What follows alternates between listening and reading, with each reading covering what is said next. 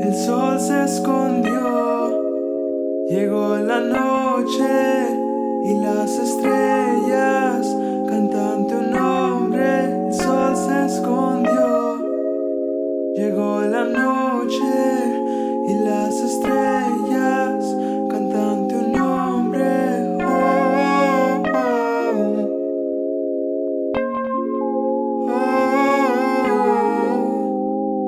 oh, oh, oh, oh.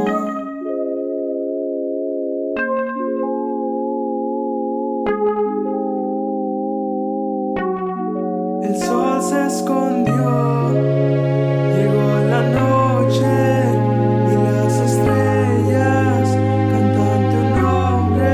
El sol se escondió, llegó la noche y las estrellas cantan tu nombre.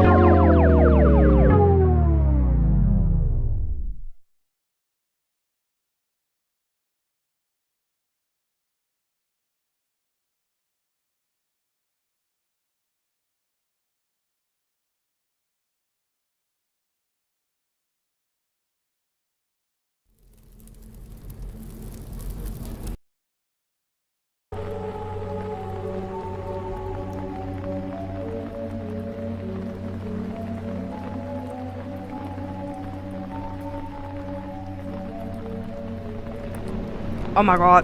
Hello. Hello. I wanted to play some more of this. I'm also probably gonna have to pull up a guide because honestly it's really hard.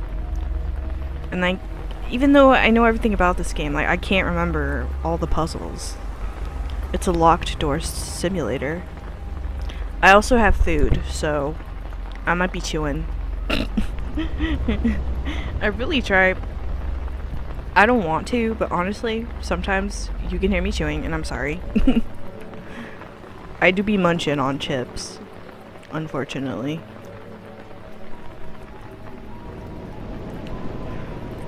And I think I'm stuck actually right now in the game, but we'll see. Okay, hold on.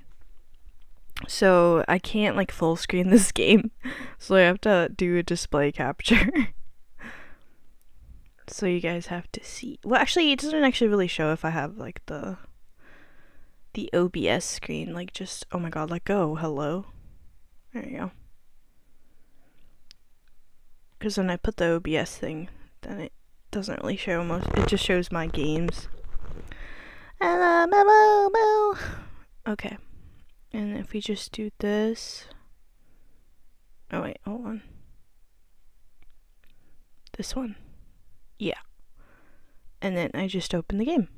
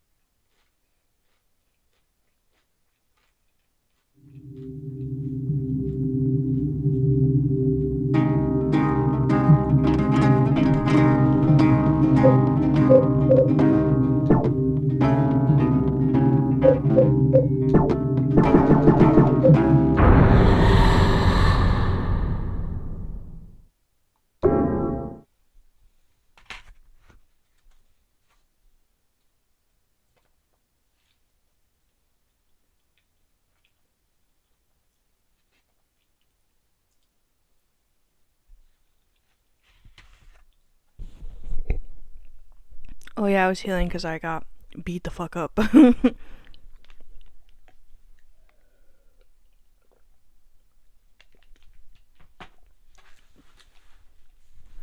Why are these chips so good? They have like a hint of lime in them. It tastes so good.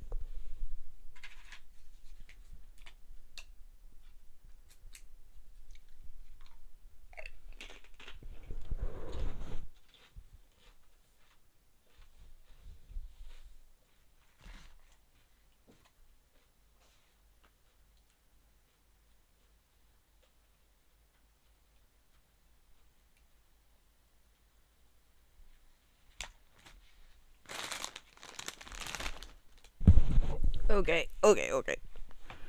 Alright.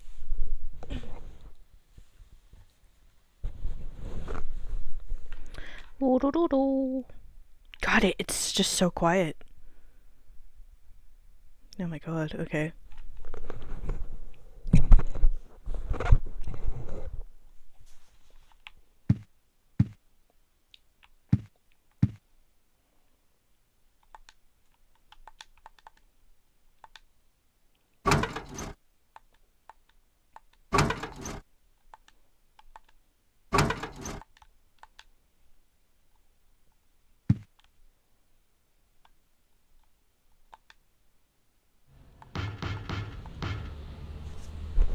Oh yeah, I remembered you can knock on the window, and it's very creepy. it makes you feel like so trapped, which is, I guess, the point. Oh my god, it's so creepy. What the? Y'all see that man right there? He's having a seizure. Oh my god. I would love to see a remake of this game. Oh my god, it would be amazing. Well, there's a lot of like people don't think that the remake for 2 is going to be good, but like I genuinely believe that what's the team called, Bloober, that they'll do a good job. I feel like they have to. There's too much on the line.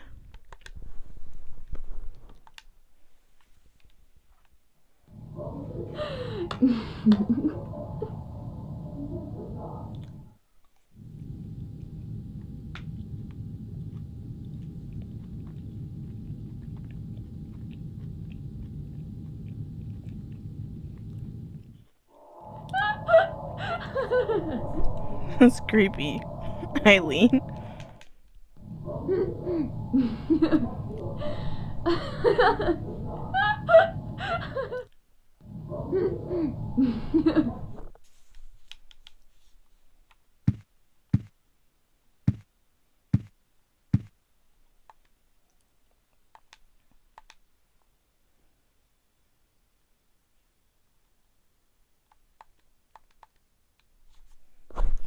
What? Oh, yeah, also there's a new handprint added. Why is he just staring at the door?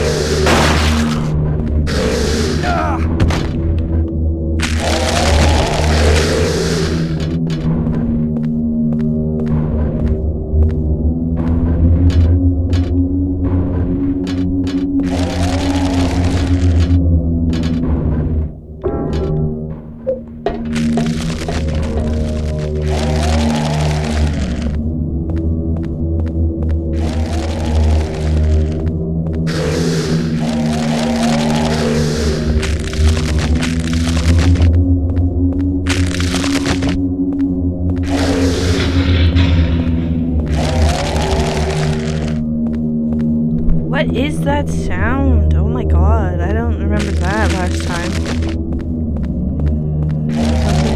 Someone. Okay, I'm supposed to figure out how to open this other door, but I don't. Ooh. Okay, it came from that way.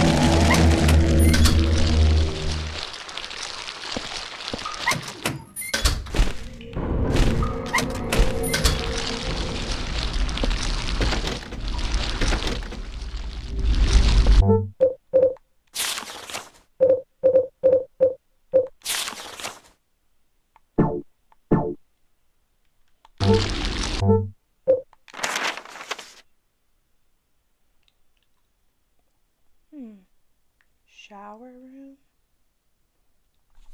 Okay, looks like there's a ladder there.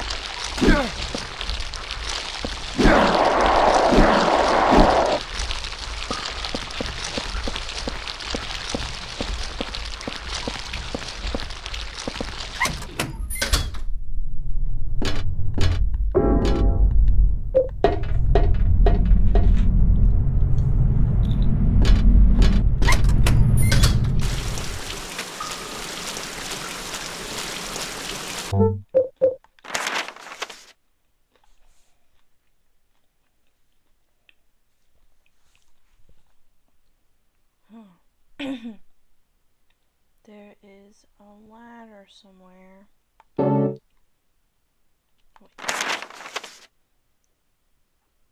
No, that's the ladder. Okay, this is inside.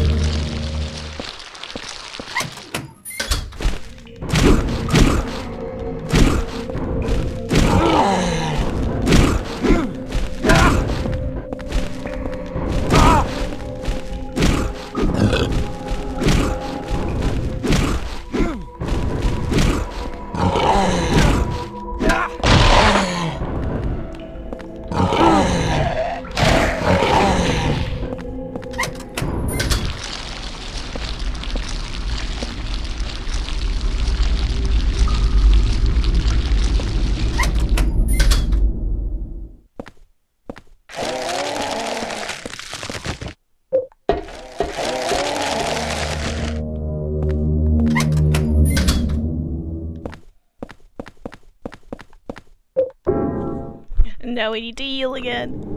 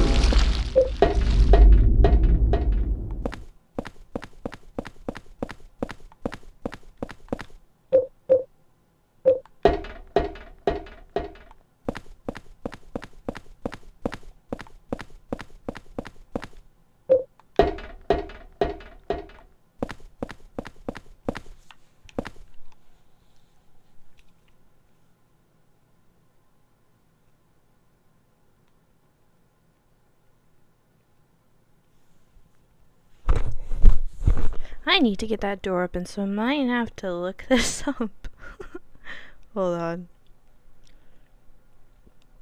Do do do do do do do do do do do.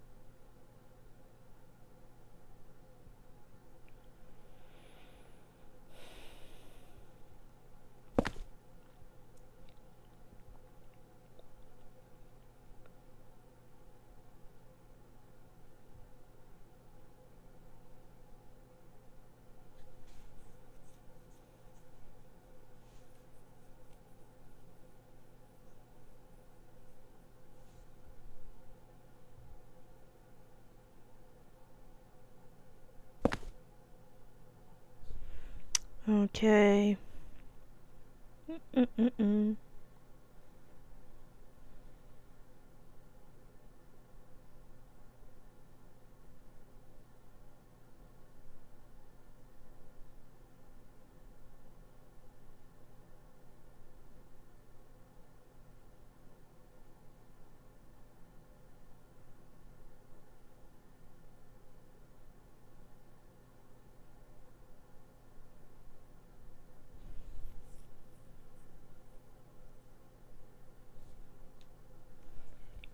Okay, hold on.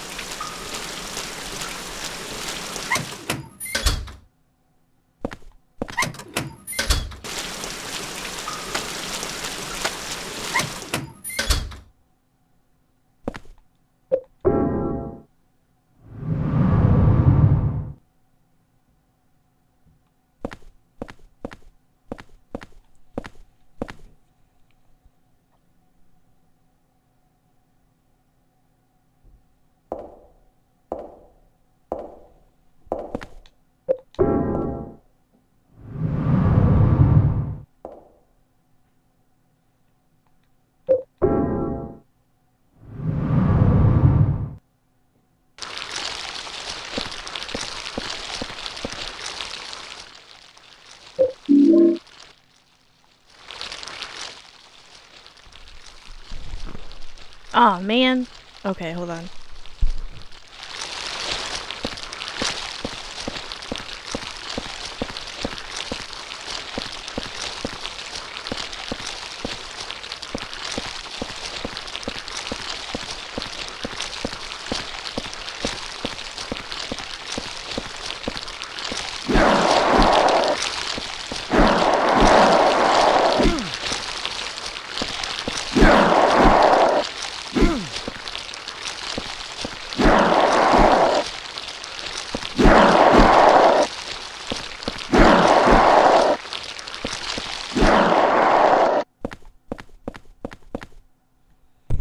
Okay, so I did it.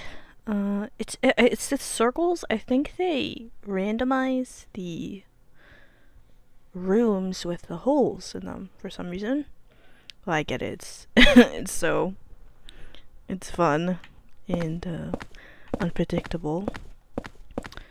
There was a stun gun somewhere, but I don't know where it is. But that's fine. We don't need it. There's a bunch of weapons in this game.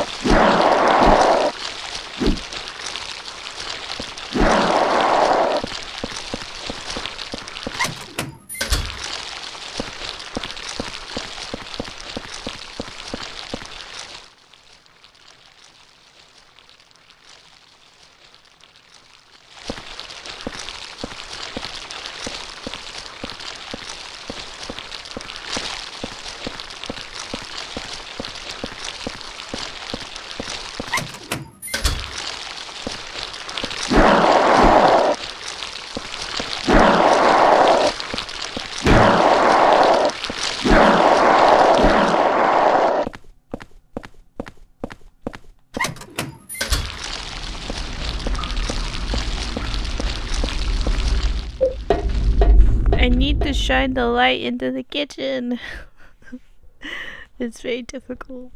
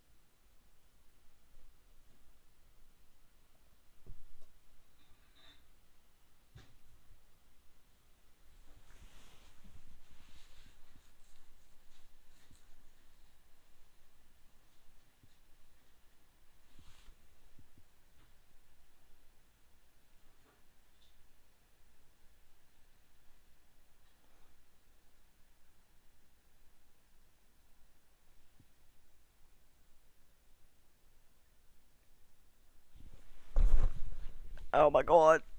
Okay. Meow, meow, meow, meow, meow, meow. I'm gonna have to redo the puzzle with the beds.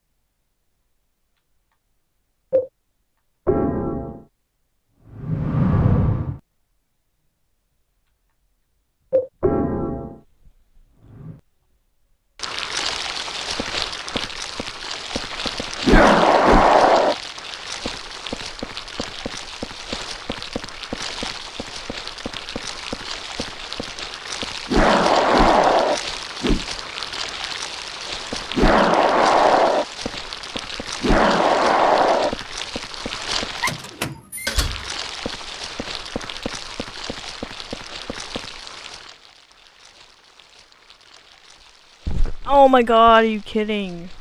You're kidding. I did all that.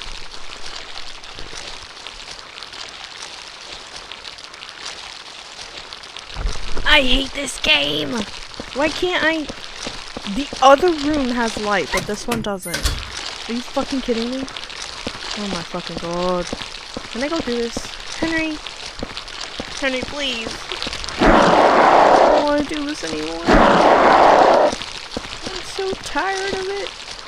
How? How do I do this? Oh my god, fuck you. Hello, Tickle. I can't.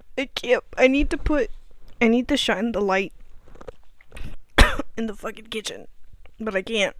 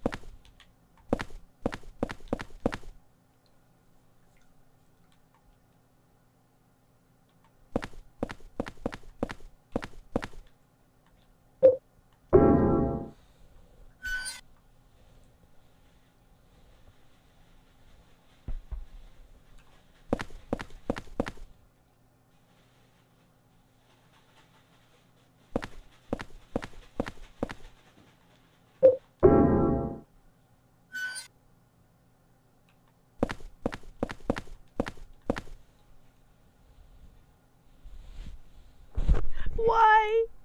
Why?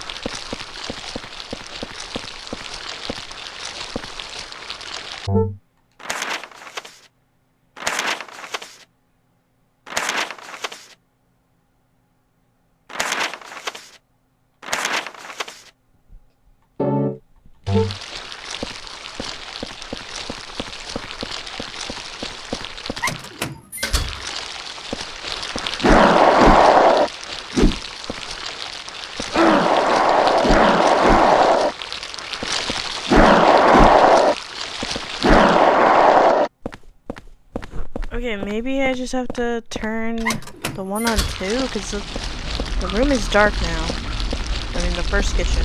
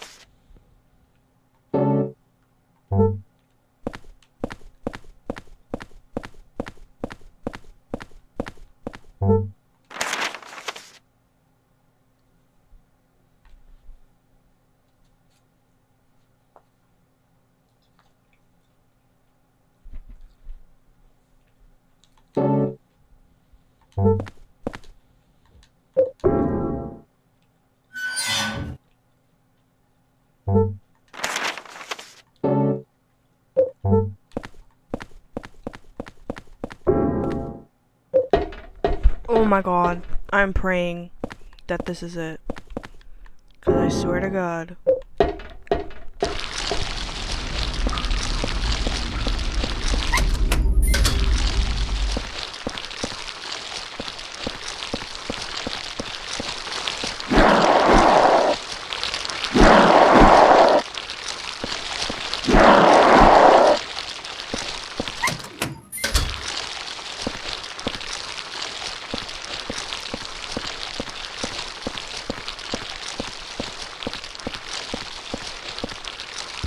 What am I doing wrong? I don't... I'm... Bro. Why won't the light just come through? What the fuck? I fucking hate this game.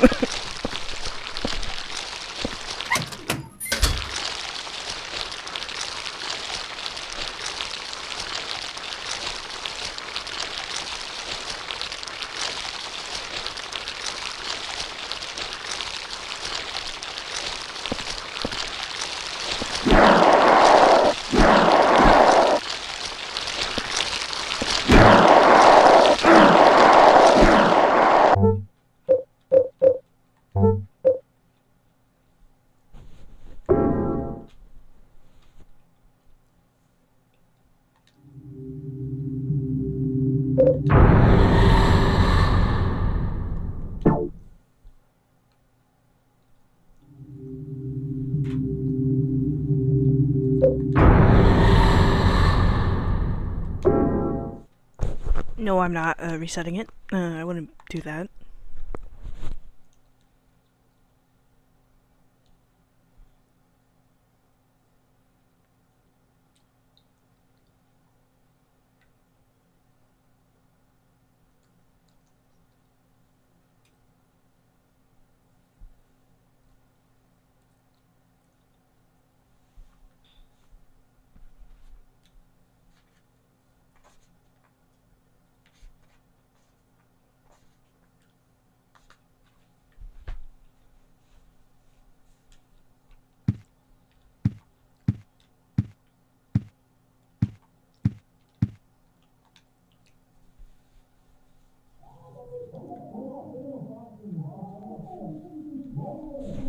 Whoa, what's going on out here?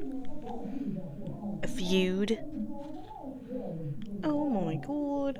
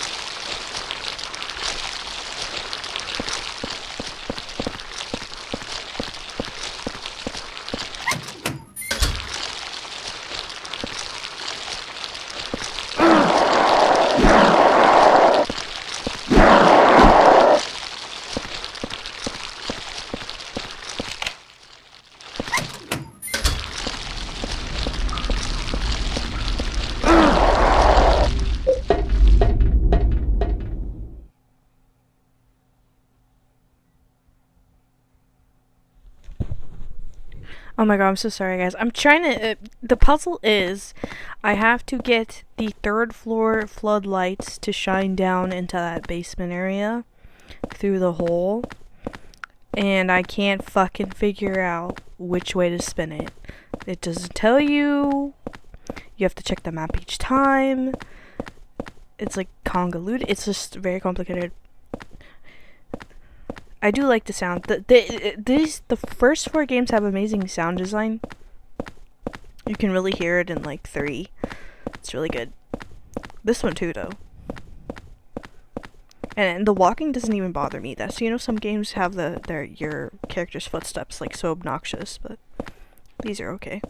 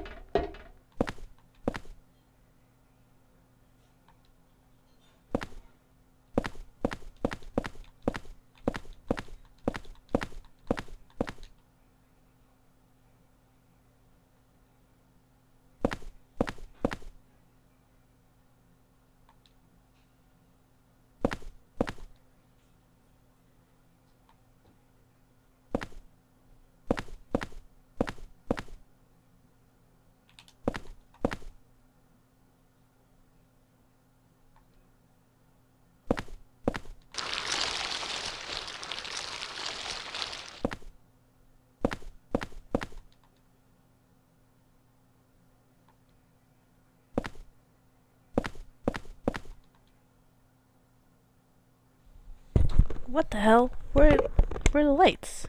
Oh my god, did I do something stupid? No, the lights are on because I didn't go and turn them off.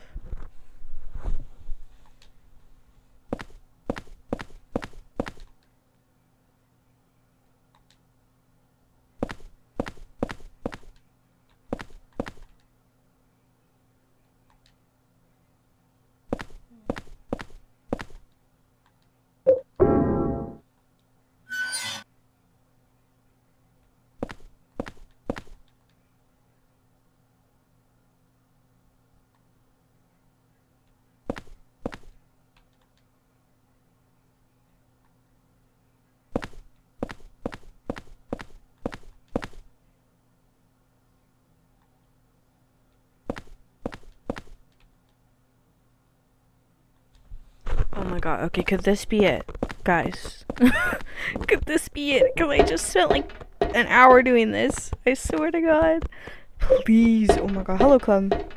Please, I just want to progress in the fucking game. Oh my god.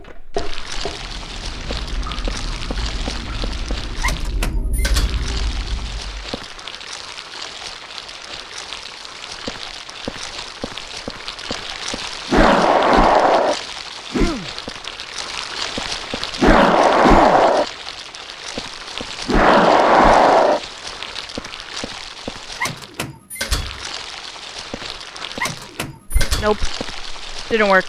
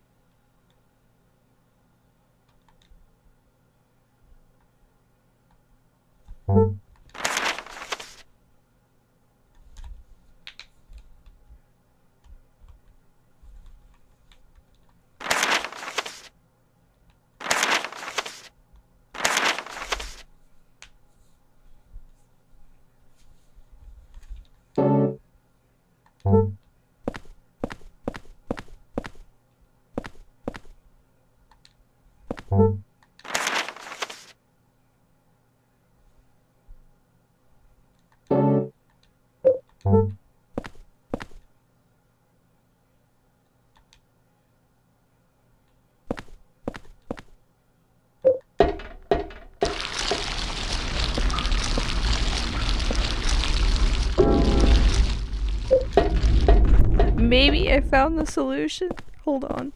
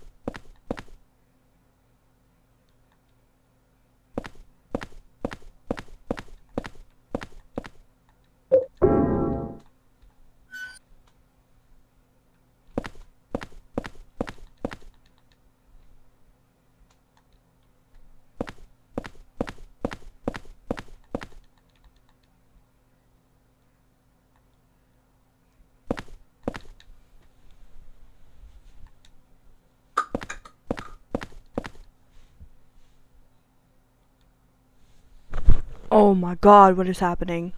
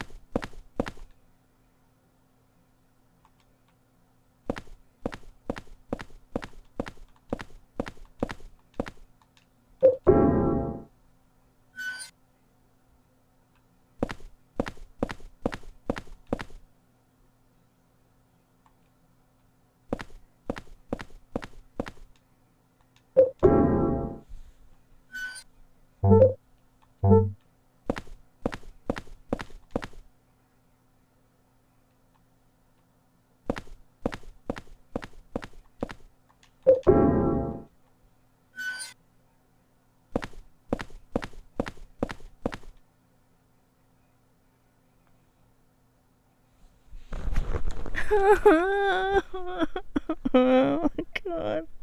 I'm gonna start crying. I'm literally gonna start crying because I can't do this. Like, I'm on the verge of tears. Jesus. This is the first time I have genuinely felt like crying because of how frustrated I am. It's not even funny. Oh my fucking god. Hi, Squeak. Henry is very cute. I think he's very attractive. But I hate this game so much.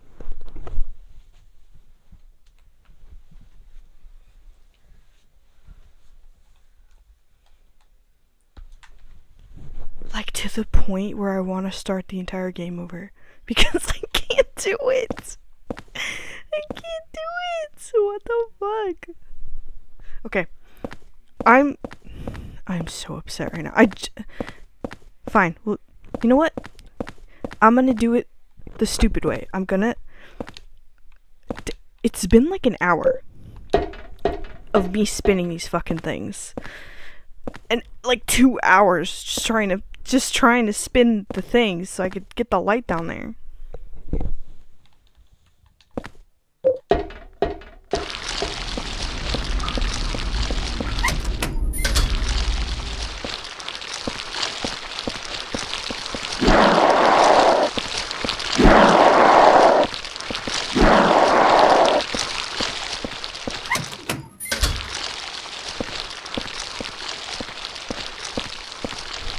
Oh my god.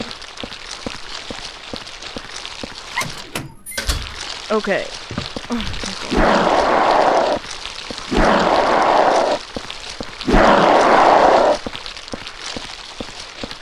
god.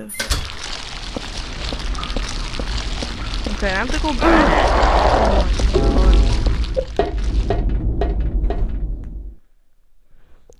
Okay, Squeak, that was a bit easier though, because at least the only reason why I had to start over was because I didn't save it. This, I want to just start the fuck over because I can't. I messed up the spinning thing, and you can't reset the spinny thing because you have to do it manually. Oh my god. Okay.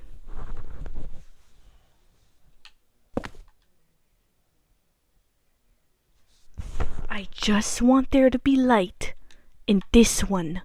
In this one.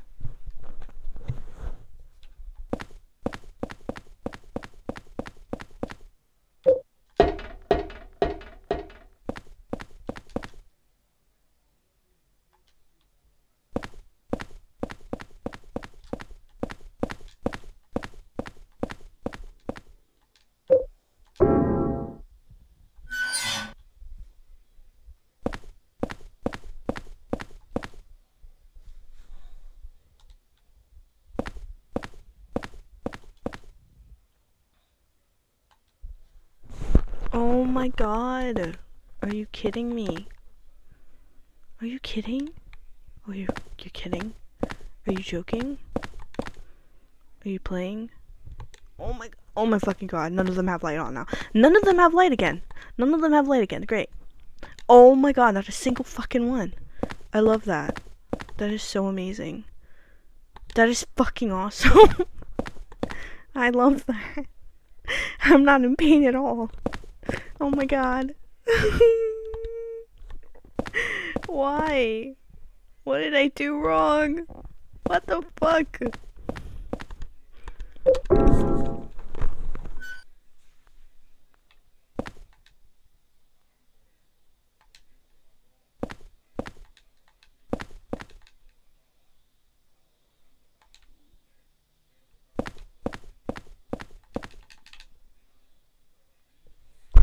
Okay, this one has light. Oh my god. Oh my god. Okay. Hold on. Oh my god, wait. Oh my god, wait. Oh my god. Shit, that one doesn't have light though. Hold on. Hold on. Hold on.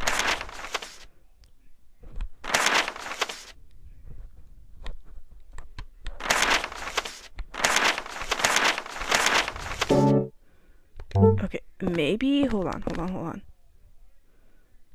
Maybe this is it?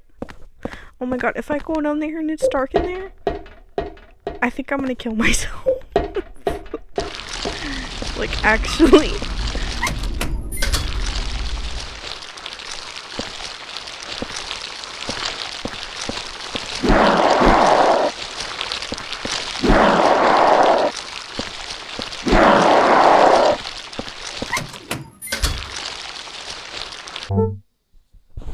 No. No light. Love that. Love that. What the fuck?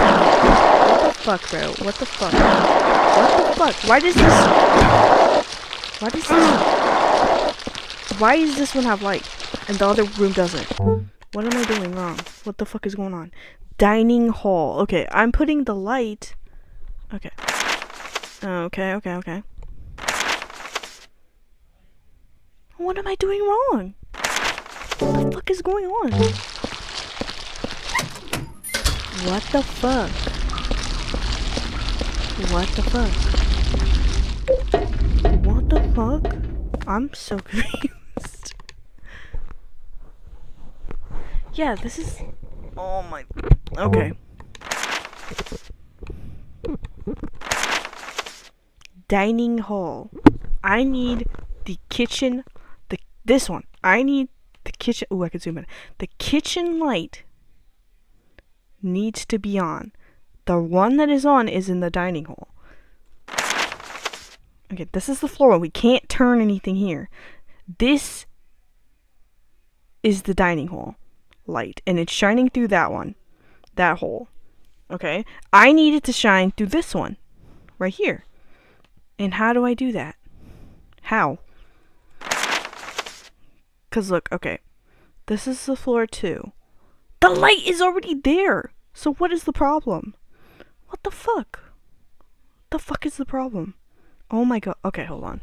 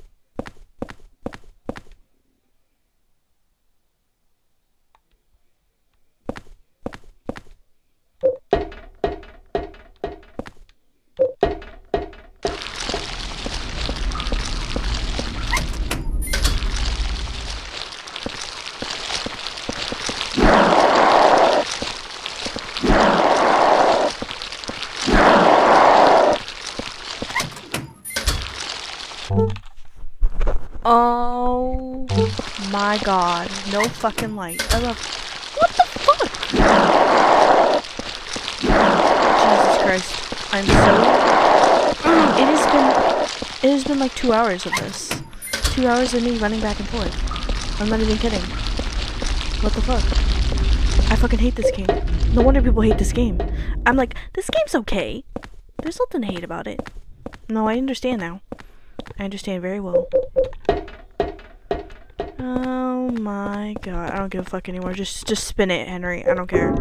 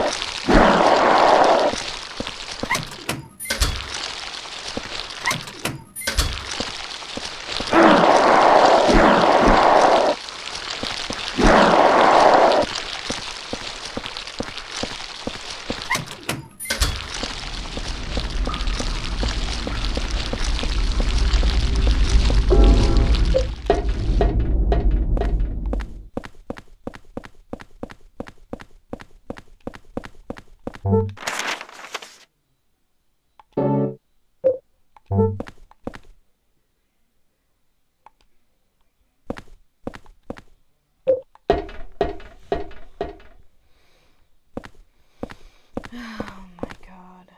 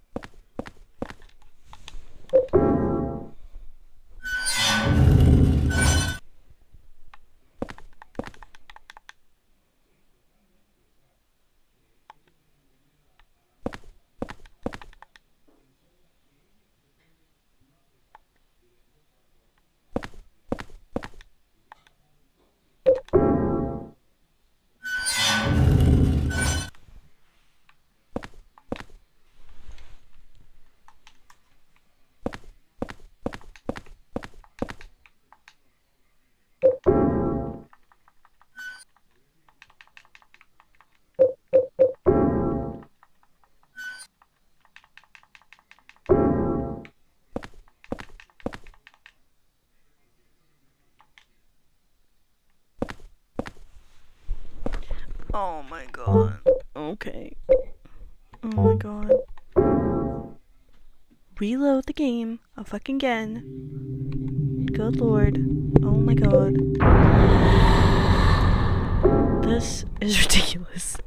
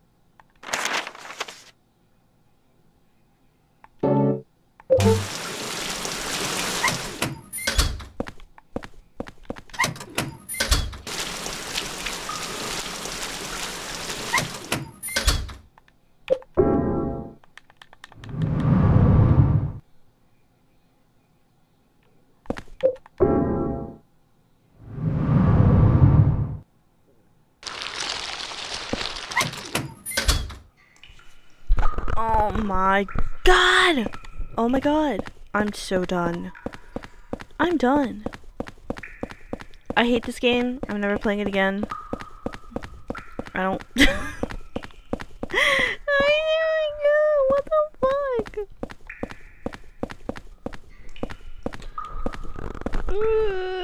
I can't even switch the game because I've played everything. There's nothing left for me to play.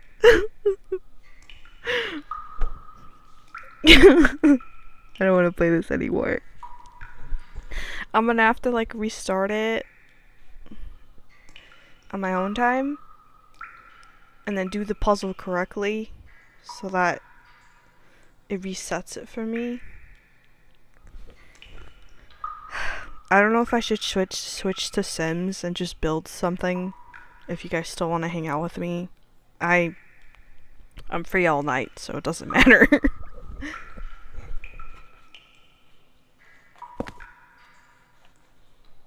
Oh my god, what if someone plays Resident Evil 5 with me? Does anyone want to play Resident Evil 5 with me? I could play it alone, but... maybe a friend. Look at Henry. Henry, I hate you. Look at your shoes. Like, what are you wearing?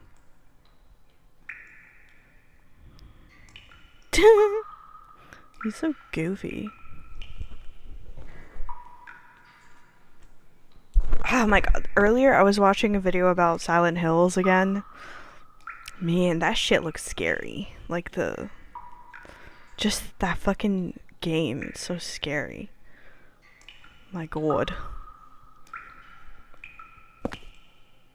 I think I played it once and I turned it off. I never finished it.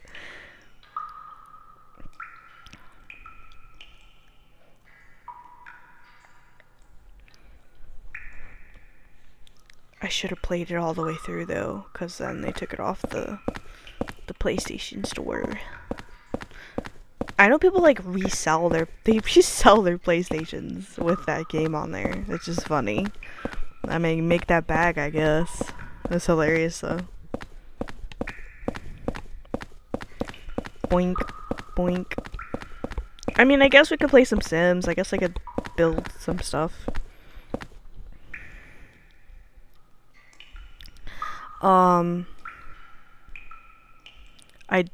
We could make Henry's room again. Remember last time it actually did not save it for me? So we could do that, I guess. It's technically Silent Hill 4. Oh my god. I feel like a failure right now. It's not me though. I know it's not me. It's the fucking game. The game is broken. It's okay. They even say that this version of the PC, oh, god damn it. They even say that some people have to mod this. Signals? What is that? God damn it! See? This game is broken. How did it even cut to that? Hello? What? The fuck? Okay. Oh my god, let me out. Let me out of the game, please. Now I'm stuck in the room. Oh my god. Also the fact that I can't full screen it too, which is really annoying. You know what, guys? It's fine. We could just play some Sims. It's fine. It's fine. It's fine. It's fine. It's fine. Fine. Fine. Fine. Fine. Fine. Whatever. That's okay. We could put on some ambience and relax. And I'll try not to lose my head. So no head. I just need some. Here we go. Oh yes. Perfect. I also do need to make I want to like download the Spencer Mansion and put Wesker in there. So I'm gonna do that. Actually, let me change the title. I'll just put Sims and Chill, honestly.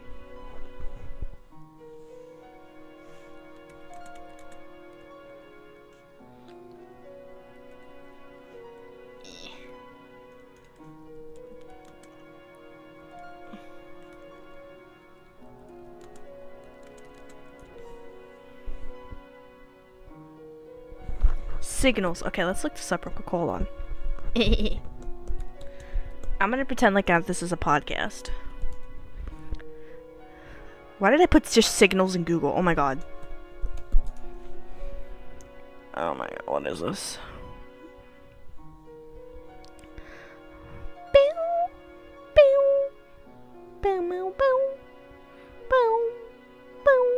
Is this a horror game? It looks like it's like a science-y fiction. Ow, I just popped my my knee socket. Oh. It's like 2D. Is this it? Oh, this is the wrong game. My bad.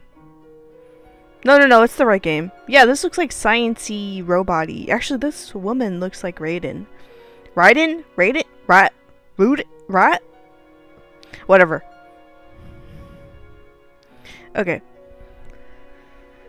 Signalis. Okay, yeah. Okay, that's the one I was looking at. That looks... Honestly, I do like the animation. A retro tech survival. You know, I'm going to download that for next time. I'm going to purchase this.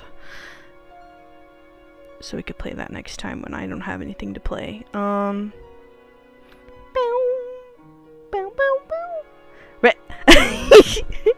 Squeak. Squeak. Oh my god, Squeak, wait, I haven't sent you like the published like the final draft of the 4th chapter. Honestly, it's probably my favorite thing I've written lately. Cause I was editing it for like 6 hours, not even no joke. All day. Okay.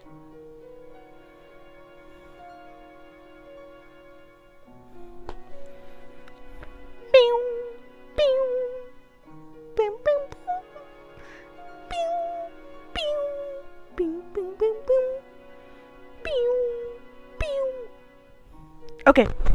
Okay, Squeak. Oh my god, Squeak, I'm gonna make Raiden right now. Oh my fucking god. Okay, hold on. I have to download some CC. Hold on, y'all. I gotta download some hair CC real quick. Hold on. Hold on. I'm gonna make him right now.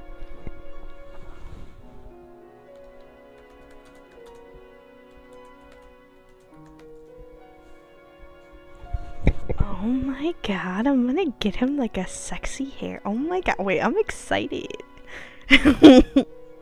Raiden squeeze my hog. What are you, gay? That's my favorite meme to come out of me and Squeak's friendship. What are you, gay? Bow, bow, bow. Bow, bow. And now I need like an accurate hair. Oh, sorry, I keep dropping the mic everywhere because I'm popping my fingers. My fingies. Bow, bow, bow, bow, bow. Bow, bow, bow, bow, bow. I would love for him to say that. That would be amazing. What does he look? I don't even think I know what he looks like, honestly. Isn't it kind of funny that they have the same name almost, basically?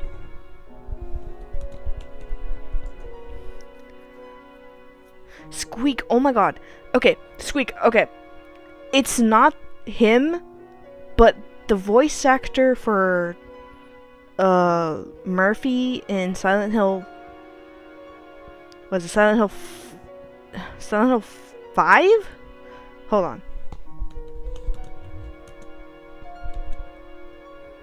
Oh, you know what? Silent Hill Downpour is just called Silent Hill Downpour. But go to Silent Hill Downpour, like the trailer or just a video of it, and listen to the main character Murphy speak. It kind of sounds like Snake. Just a little bit. Isn't that? I actually love. That's actually really nice. That's so funny to me. Leon, Nick is just Nick. Definitely, he doesn't look like a Nick either, which is funny. God, I want Nick so bad. My biggest fear is that Nick will like watch one of my videos, because when you play a game, YouTube will just put it in that, like, it'll recommend it to people. You guys know, because sometimes I'll get random ass like live streams of Silent Hill with people who like I've like channels I've never seen before, and I am so scared that he'll just like stumble upon one of my like one of my Resident Evil like shit posts, live streams, whatever, and that I am so scared that I might say something out of pocket. He had a cold the whole time. You know, I could kind of hear. You could kind of hear this very gravelly.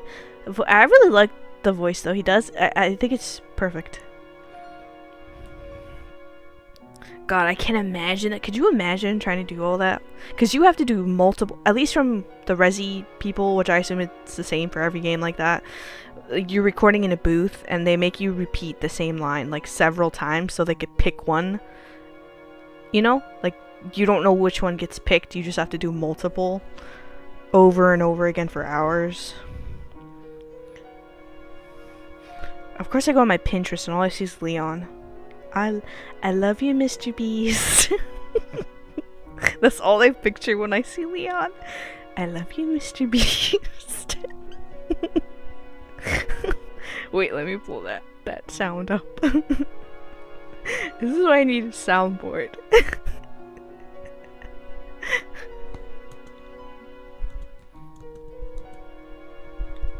I love you, Mr. Beast. I love you, Mr. Beast. I want you forever and ever. Nobody's gonna take you away from me. I love you, Mr. That's literally me with Leon. Jill, don't talk about my Jill. I said Jill. Tickle, don't talk about Jill, my woman, like this, okay? You gotta relax. I'm in love with her.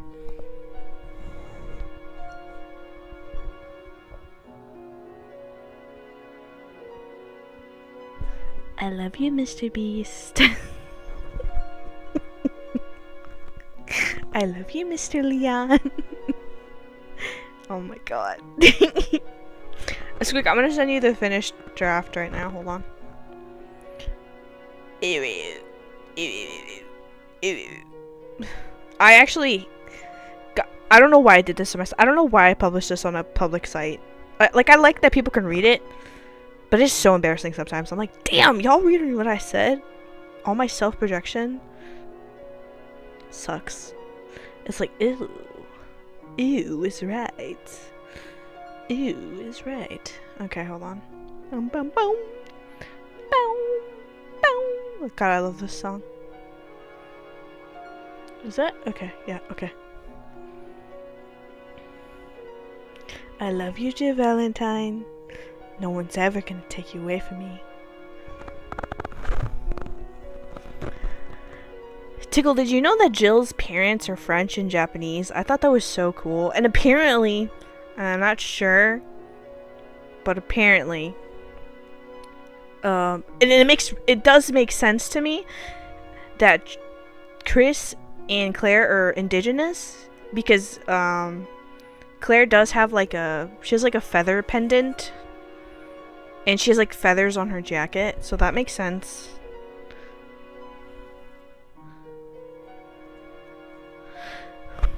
Yeah, he does, Squeak. I have a thing for you know me. I can't do Raiden. Raiden's voice makes me like triggered. Like it triggers me. I'm like, and that's me dying. I don't know, something about that voice. Boom, boom, boom.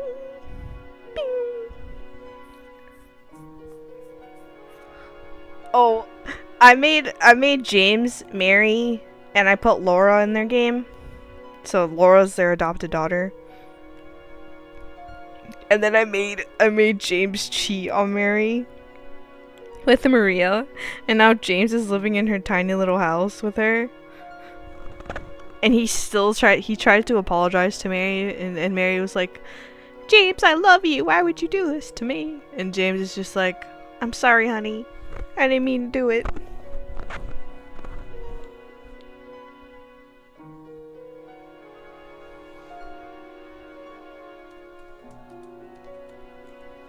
The way I googled that so fast. Honestly, ew. Well, it looked cute when he was younger, I guess. He was Timon? No, there's no way that he was Timon. No way. He was a Mickey Mouse? No, I don't believe that. No way. Here, let's do TV shows. It looks like he was in a lot of stuff I used to watch. He was in My Life. I still love My Life. Oh, Maggie Tickle. She is so pretty. She's in a new game. It just came out yesterday or today. But she's also plays the evil lady in that one, and she looks very attractive. She's so cute. Her and Jill hang out a lot. They were just together like yesterday. I think this past week, because they were at Midsummer Scream, which is like a horror con of some sort, and I guess they have video game stuff there too. I don't think Nick was with them though. Nick is in like Africa or something. He's doing something there because I follow his Instagram.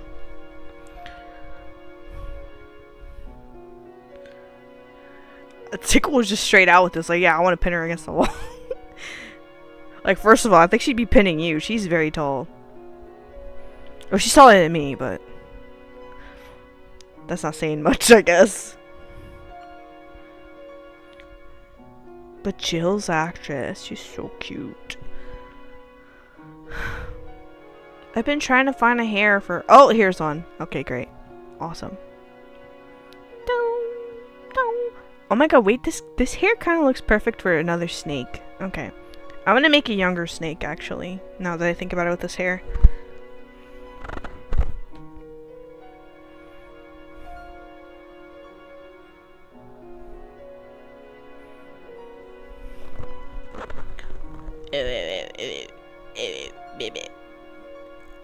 Wait, I don't like the save room music right now. Hold on, I need something else. Yeah, let's do Resident Evil 2 ASMR Sleep Aid. Thank you. There we go. Oh, you know what? We could also do...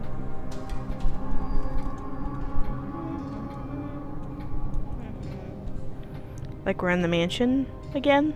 There we go.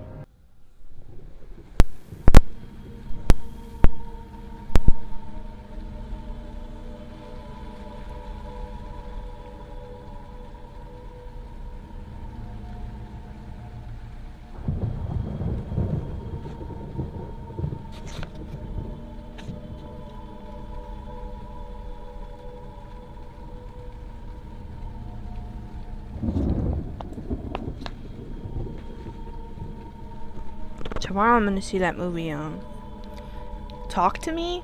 It's apparently very horrifying, so I can't wait to do that. And I also bought $300 concert tickets for a band I've been wanting to see since I was like 12, so it's worth it. Is whatever.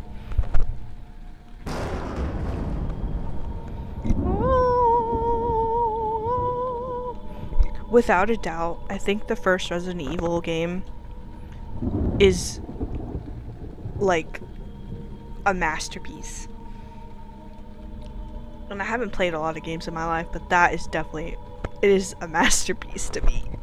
Like, I think about it all the time. That's how like much is stuck with me. Like, I know I got, when I accidentally got Barry killed, it hurt me so bad. I genuinely felt like I lost someone.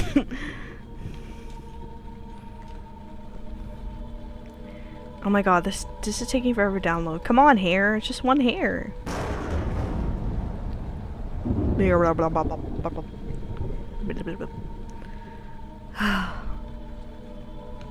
I have like a smoothie drink in the fridge right now, and I want it so bad right now. I'll probably go get it right now. You can put that in the refrigerator. Put that in the refrigerator. What the fuck is under my cup right now? What? You put that in the refrigerator. Put that in the fridge. Don't get drunk off that. Oh shit. What if I just like... I'm not gonna say what I'm gonna say right now. I almost said it, but I'm not gonna do that.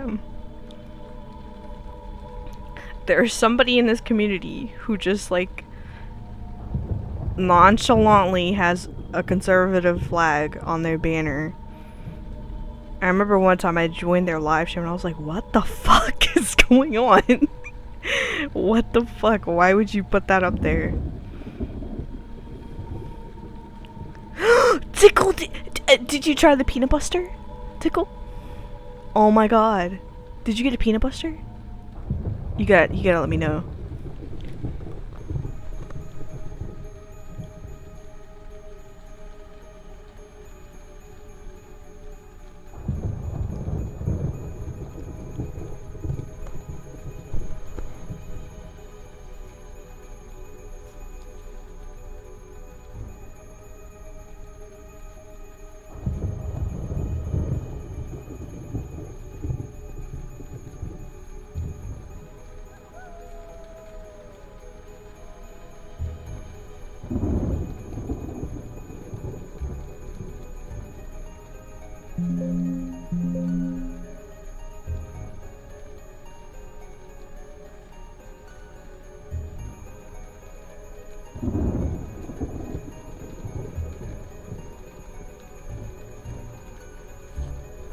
You gotta try it for Chris.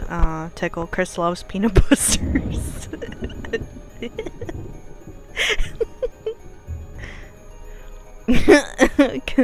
Oh my god. He loves his peanut busters.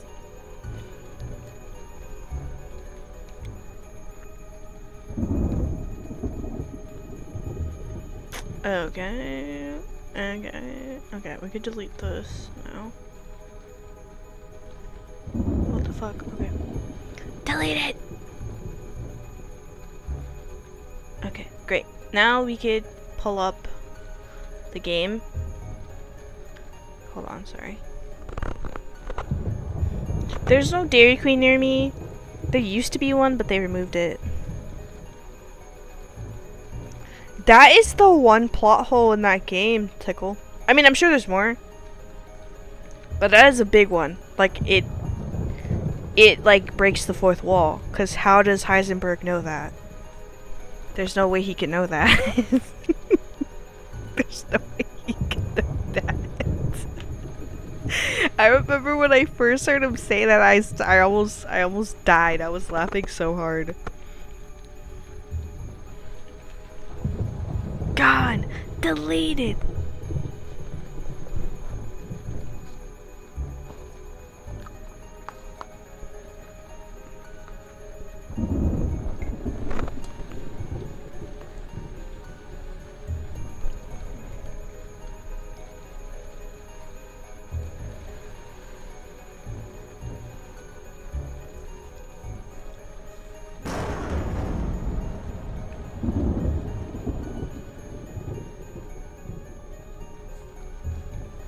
I do want to furnish a house, so we could do that, but we could also make some of the Sims. Look at Jill!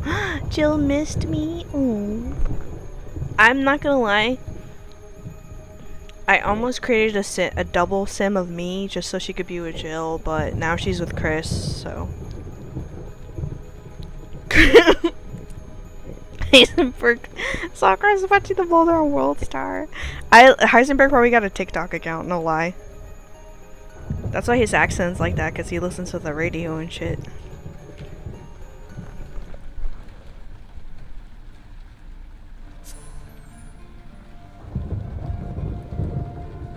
I don't think they're dating yet, but she had like a... Chris stayed the night over at Jill's house.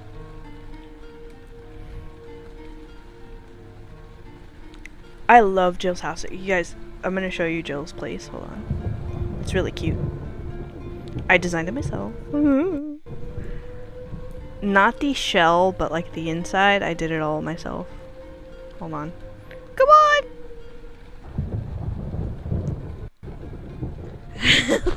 I was thinking about adding a Nemesis sim, but I would have to download a bunch of mods and I would have to... Oh shit.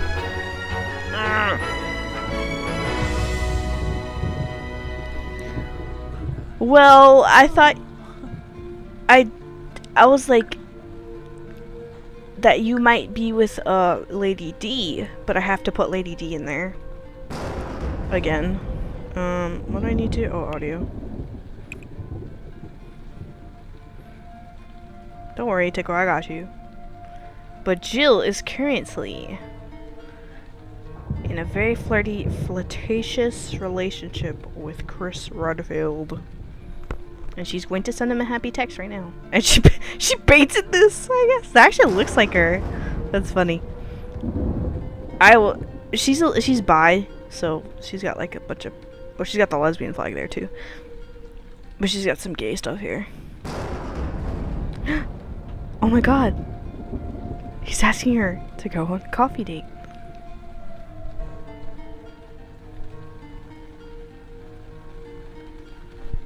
Well, Tickle, you're going to be with Lady D. I just have to put her back in the game. And there's werewolves now, so... Maybe we can make Heisenberg and then make him, like, king of the... He's built so ridiculous, also. Heartfelt compliment.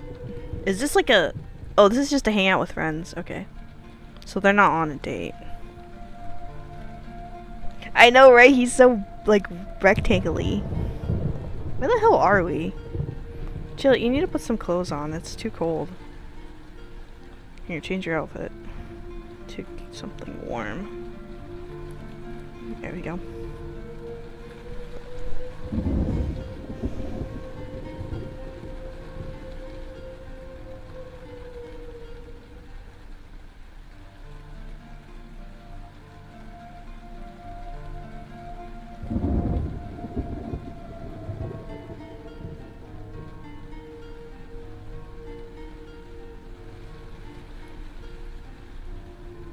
I want to make Ada too, but like I should have made it her before me and Leon Sims got married, so then they could have dated and she could have like She could have either cheated on him or like Chris, what the fuck? Lore accurate Chris.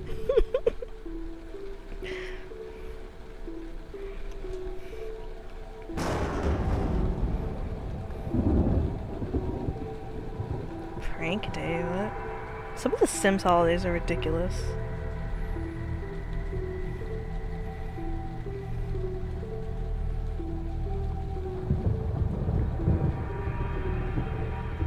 $2. Oh my god. Look how cute Claire is though, she's so adorable. And I think my Sim is pregnant again, so that's great. I need to make them a new house because they don't have an extra bedroom for the baba.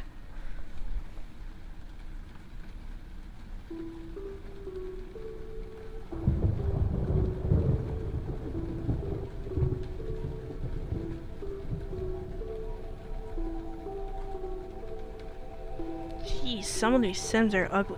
Is that a wolf Sim? Oh my god, it is. A wolf is just here? Okay.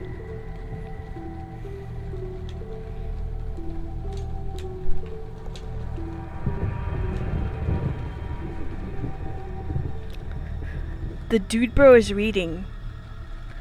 He do be reading though. Chris can't read that. He doesn't know how to read. Here, sit down, Jill. Sit with him. Sit together, yeah. No, Chris, get down. Oh my god, I hate Sims. They're so ridiculous. Where is she at? Oh, there she is. They have like no friendship even though they're in the club together. See, they have stars. Hold on. They all work together though. I made them all cops, so. Who the fuck is this? Is this Markiplier? Hello? Huh? Look at Chris's ass. He's got hella ass. That's ridiculous.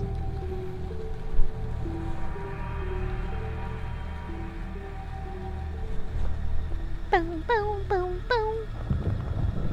Boom, boom, boom. I would never leave Jill's side. Damn, this cafe's packing. What the fuck?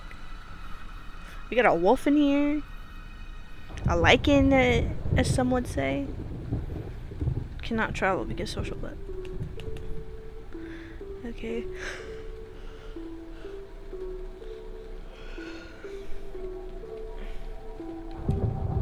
Here, eat some of this, Jill. Steal people's food. No! Eat this one.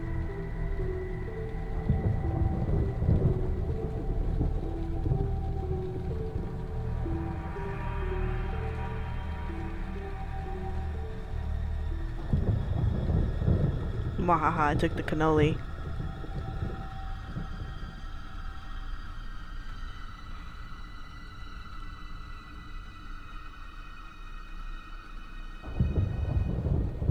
Chris is just stealing all these books and then he doesn't put them back. Is there a bathroom? She needs to use bathroom.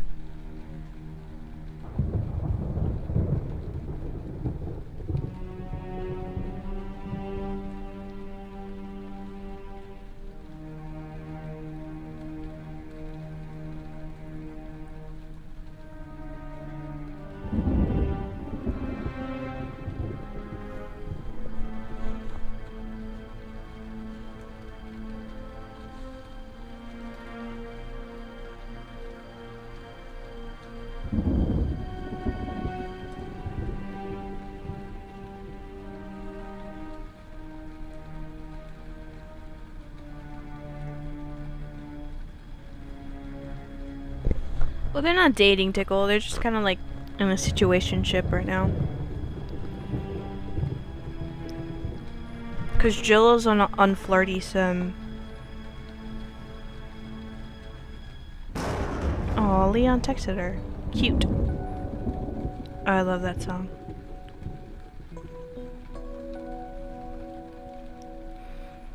Jill is like not. She's scared of commitment. Chris isn't cheating. They're not dating. Chris is a himbo. Support Chris's facial hair. That's funny. I love he's wearing his gloves.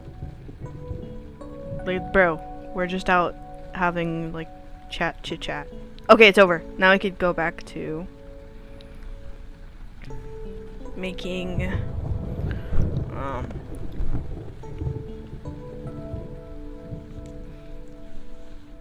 we can make Raiden. You know, I should make Raiden and Snake live in one of these penthouses. There's a penthouse right here, I think.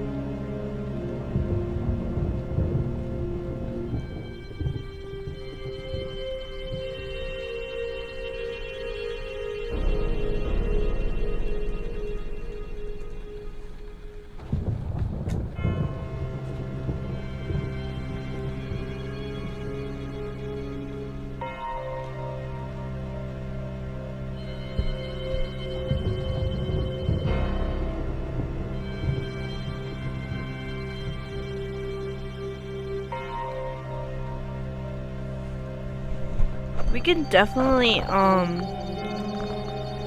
make that like a drama thing. Tickle. We can do that.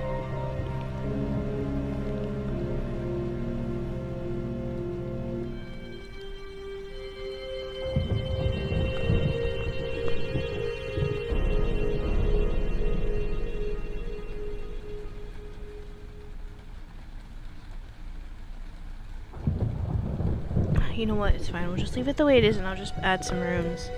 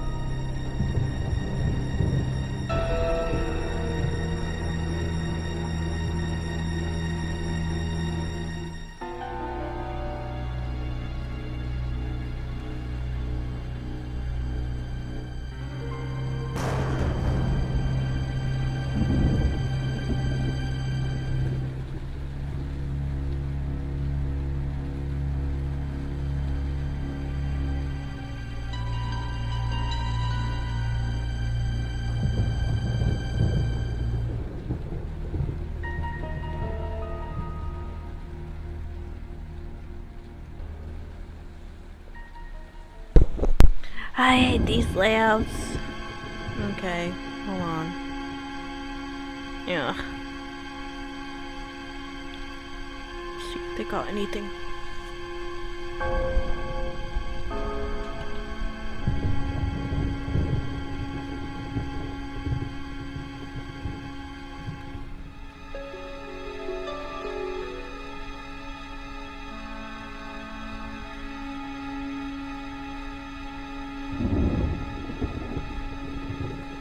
Nope.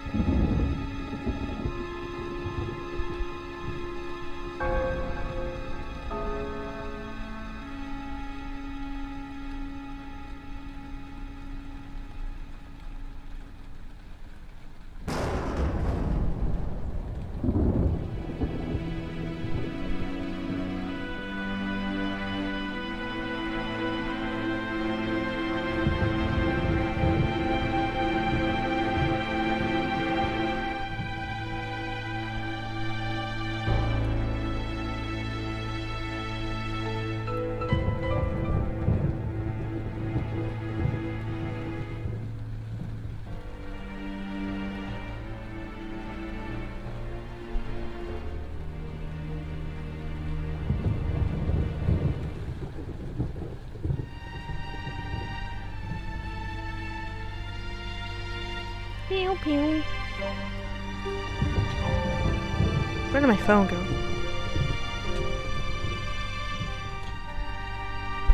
Ooh, me layouts. Okay, this is gonna be Snake and Raiden's place. But let me BRB real quick. 1 second.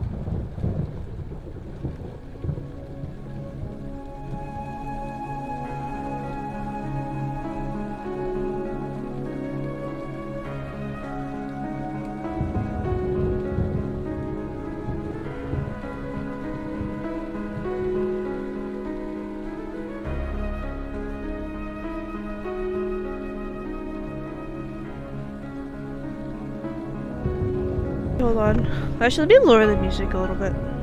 It's a little bit loud.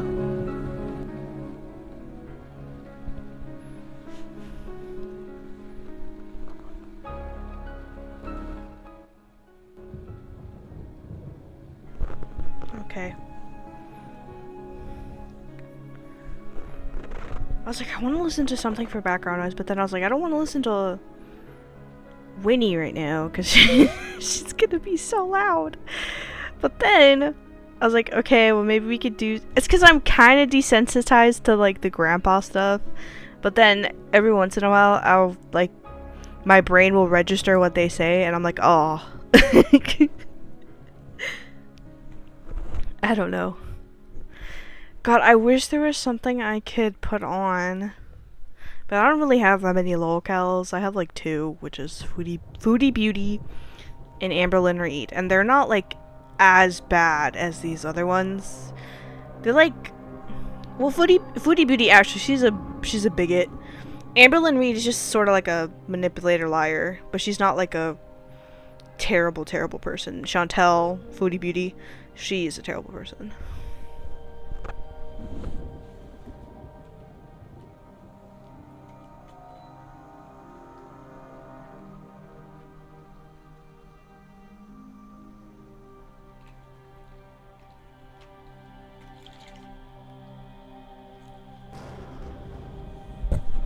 I mean, I could definitely talk about them at least, if you guys want to know anything about. I know there's a lot of people who are probably gonna get introduced to Foodie Beauty because Cyrax, she defended Cyrax like a fucking idiot because she's fucking stupid. She does a lot of dumb shit all the fucking time. She's so arrogant, she's nasty, she's rude. She'll just compare herself to other people.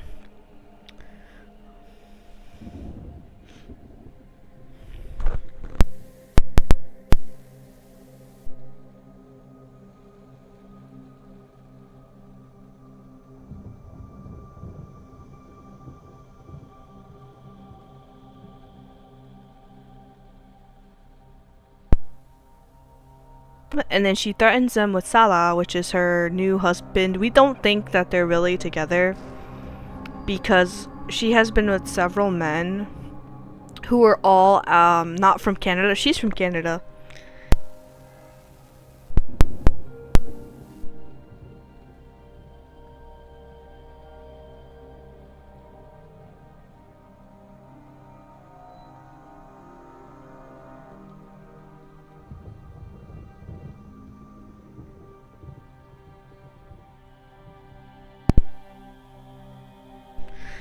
But this woman is disgusting, okay? This woman, she has had like storytime videos. She does like mukbangs, storytime videos, stuff like that. That's what she would do before.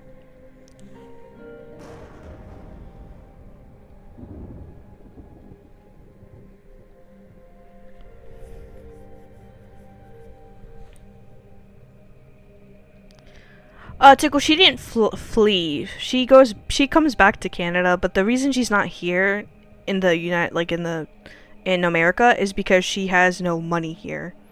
So she kind of just was like, okay, well, I've got this, because she's coming back anyway.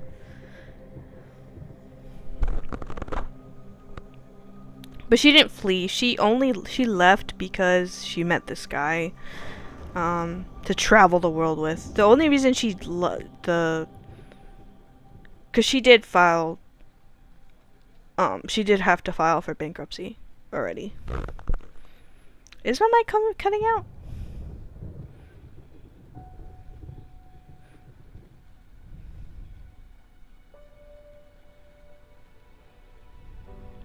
Also, she didn't go to Kuwait to lose weight. She says she always says that. She's like, oh, I gotta lose weight. She never actually cares about her weight. She just says that. She hasn't taken it seriously in like years. She'll say that, and then like literally the next day she'll like have a Burger King from. So we don't believe her ever.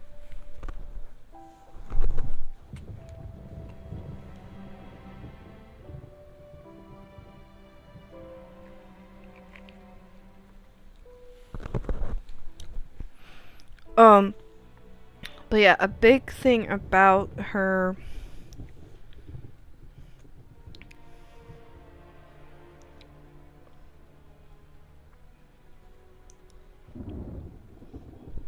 yeah, Viral, a lot of us think that she only goes there in trips. She's been there though for like at least a year and a half though, since the last time she was in Canada. But she's coming back, is what I'm saying. She's coming back. She said she was coming back to Canada. But the thing is, you cannot be there. You cannot live with someone if you're not married to them.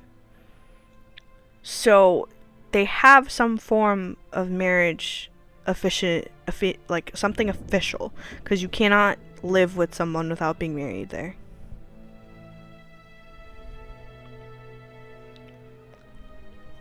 She also only started wearing the hijab. I hope I'm pronouncing that right. I'm not sure. If I pronounced it wrong, I'm really sorry. It started out... Here's the thing with Chantal. She will date, like, she would purposely go after foreign men. I think because they see that she has money from YouTube. At least her ex. Her ex was this guy named Nader. He was Egyptian, but he wasn't, like... he lived in Canada. But y'all want to hear some tea, okay? Nader was a meth head. They would do drugs together, like coke, meth. She would go on live stream high as fuck, and she calls her like supporters her beezers. So she'll call like her stream beezing. So she'll do beezing streams, and she'll basically drive high as shit.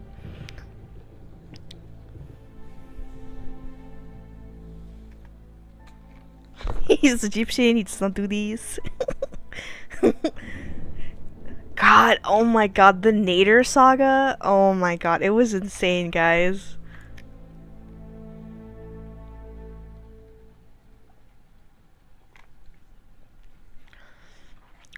She would be like, guys, it's over, we're done, I'm never seeing him again, and she'll disappear for like 3 days. She won't go live for like 3 days.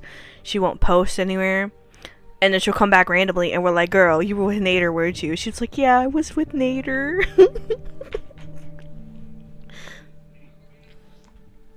He was a terrible person.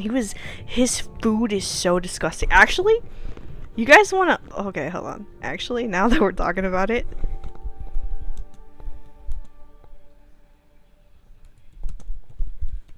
Let me see if I can pull up a compilation video. Here we go. We can watch this actually. I could put this up on the screen.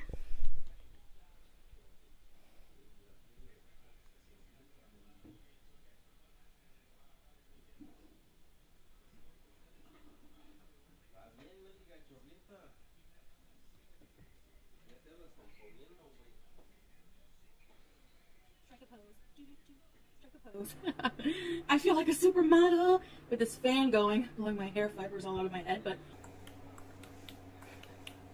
you give me fever. Never know how much I love you.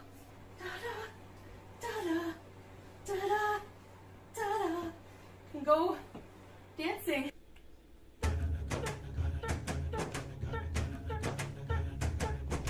Okay. This is Booty Beauty. Like, Habibi, Habibi.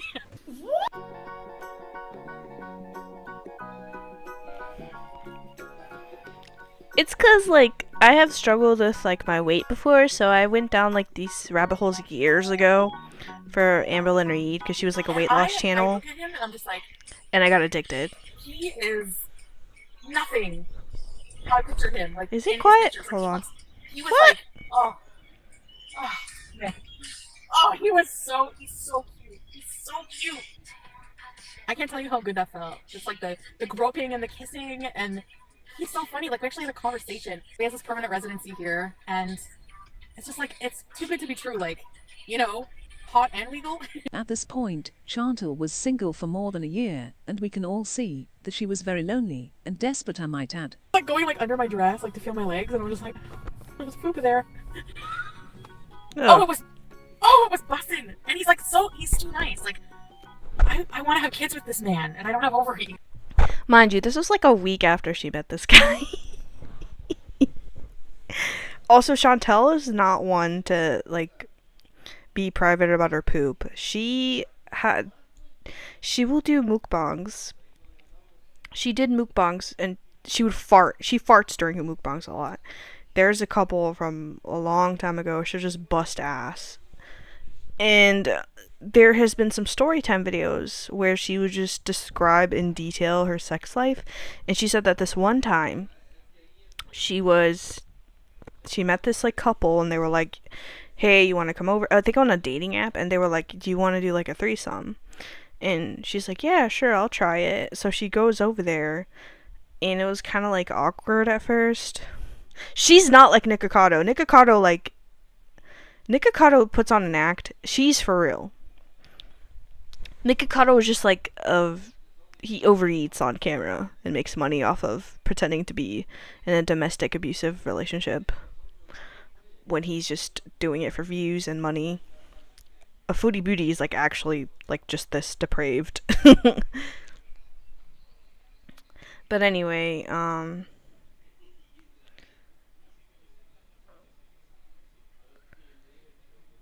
oh, Squeak! That's disgusting. But this is the one time that I had gagged, like actually gagged at someone talking about this, like talking about like I don't know how she was nonchalantly eating like a. Actually, let me try to find it. Hold on. Actually, let me try to find that video.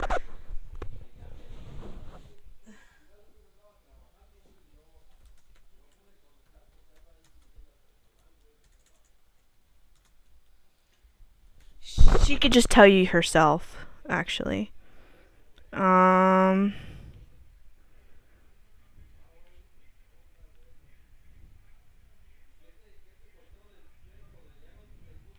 we could just watch those Foodie Beauty gross moments. Are you guys ready? Oh my god. She's probably gonna fart.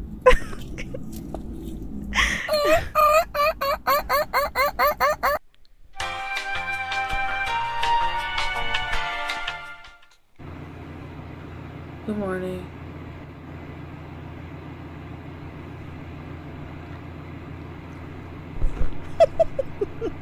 What the fuck? Oh my god. I'm probably lazy. She's also an animal abuser. She also is a racist. She's xenophobic, despite her. She's xenophobic, but then she fetishizes like foreign men. She's transphobic, she's ableist, the list goes on. She's a terrible person. She fat shames other people, but then gets mad when people talk about her weight. It's really weird. Craziest person you will ever meet in your life. Ugh. Now, under the desk is really horrible. It's so bad. Her apartment. Look at Look at her apartment. Oh my god. the sun is setting. It's really beautiful. There's forest on the side here. Y'all want to see her twerking? Oh my gosh, she has twerked before. She has flashed like her live stream before. Oh my god. I'm getting out of here. I heard something crackling the bushes. Maybe is that a human being? Oh my god. Okay, no. When I walked in, She also does. Oh, she does these things called beauty bites. So she'll pick up her food, and she'll put it toward the camera and be like, "Beauty bite," so the audience can have some. And then she'll just randomly do these ticks where she doesn't have Tourette's or anything, but she'll do these weird things where she'll just randomly shush you. She'll be like shh shh shh shh. It's really weird. there was an older man there, and he was like, he worked there. Well, hello. You look so cute, and I love your lips. Like, kind of flirty, but like probably just joking, because I'm trying to make all the women here jealous.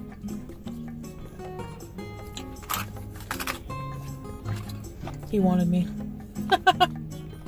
I see a lot of people say they don't believe me when I say people hit on me because I'm fat. Dude, you need to give your head a shake because I get more attention now at this size. Yeah. I don't. Most of that's probably made up, but she does have feeder audience. There's definitely people who watch her because they're feeders. So, and she caters to them. Or just being bigger than I did when I was smaller. So it's like whatever. There are men who don't care about that. There are men who like it. You might see me eat pizza, a couple slices of pizza, and say, well, that's not crushing your goals. Maybe. Oh, wait until you guys meet Pete. She has been in a relationship with this man since like high school, and she basically just provided for him like as a mother, basically, and she cheated on him, and he would come back every single time. So he would just stayed best friends with her, and when she broke up with her like last long-term relationship, they had moved in back together. And it's just really weird, and he'll defend her. And Pete says that he's a trans woman, but people like don't. It's very weird because Pete doesn't take it seriously either.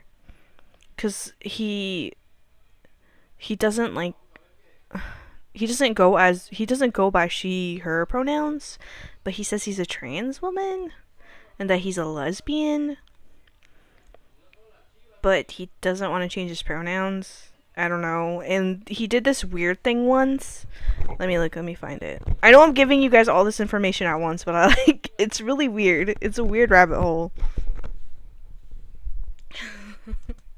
Here, let's put Pete's dating profile. Mind you, this man is like in his 30s, and I want to show you guys his really weird dating profile. I mean, I don't know if... Oh, hold on. I gotta find, like, the actual thing. Oh, here we go. Also, he's really dumb. He had leaked his own phone number on his dating profile. 1 second. Oh, no, this is not it. I don't know if they have uploaded it. But he did this. He filled out this really weird dating profile. Where he was basically like, I love cuddling, I want an older woman, I don't want a job, I'm not working right now, and I don't plan to work. then he was like, and then it says, what do you do in your free time? And he put like, I love watching Ghibli movies and cuddling. It's just like, what the fuck? You're a grown ass man. What the fuck? I was like, what the fuck? Very weird. I don't think they have it. Damn, I wish I had like that video of him like showing the dating profile, like him filling it out. But yeah, it was just really odd. Let me see.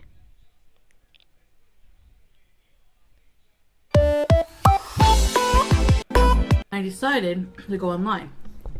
Here we And go. I had been think this is talking the to story. Guy who lived in Ottawa. Found out he was like worked at a restaurant as like a chef or whatever. He lived with his girlfriend in an upstairs apartment in this old house that her dad owned. His girlfriend's dad. So he was like, you know, we're looking for another girl to fool around with. You know, we want to try having a threesome. She's bisexual. So I was like, oh, okay, you know, so am I. That's cool. And a change of underwear, a pack of condoms, and a 40-ounce bottle of liquor that was half finished already. Well, a quarter finished or so. And I think I brought a bottle of soda to chase it with. I was planning on drinking in the vehicle. Idiot me. So, they were waiting for me outside. His girlfriend. I can't believe I'm sharing my locales with you guys. This is the shit I watch all day. And he and his girlfriend. I also pretty sure that's BB in the background playing a video game. BB was like her ex-boyfriend, which is insane now that I think about it. Because like, damn, was she just telling this story while he was back there? When I got there, they paid the taxi driver. I was like, wow, nobody's ever spent 120 on me before.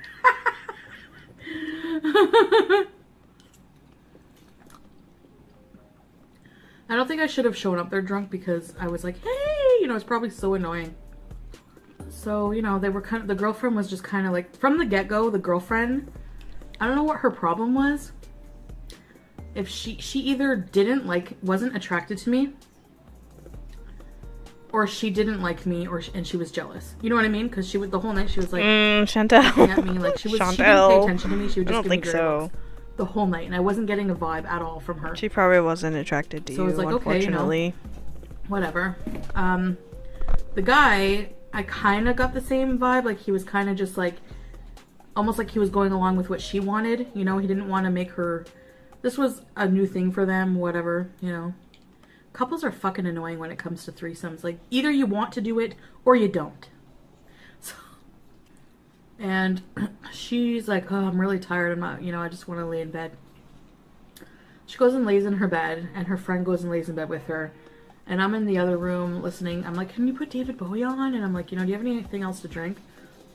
I ended up having more of my bottle that I had left there in my bag.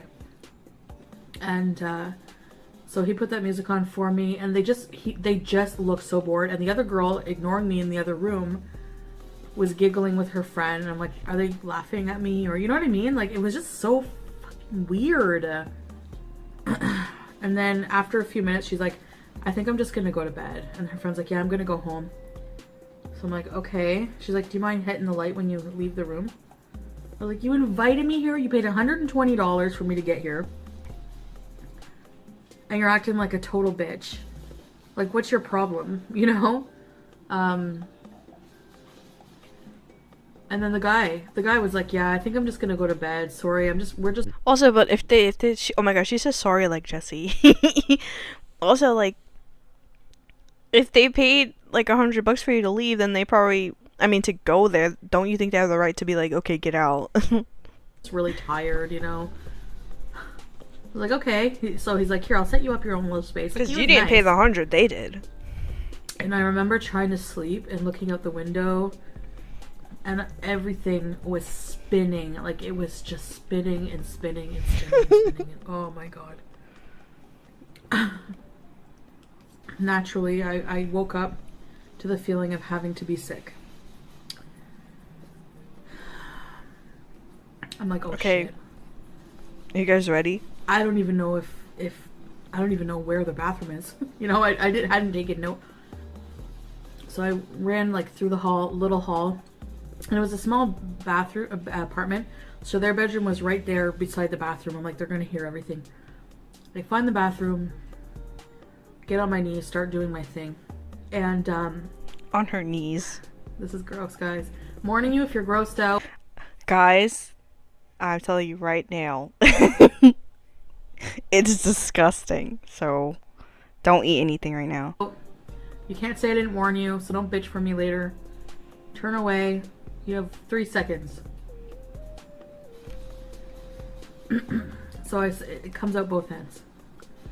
And I had a shirt on. Gross, dude. And a G-string.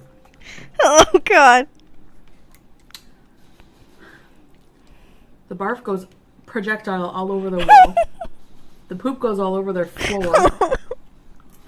No towels, no paper towel anywhere in the bathroom. No toilet paper. So what I think happened, Squeak, I think she was trying to throw up in the toilet and then she ended up shitting at the same time.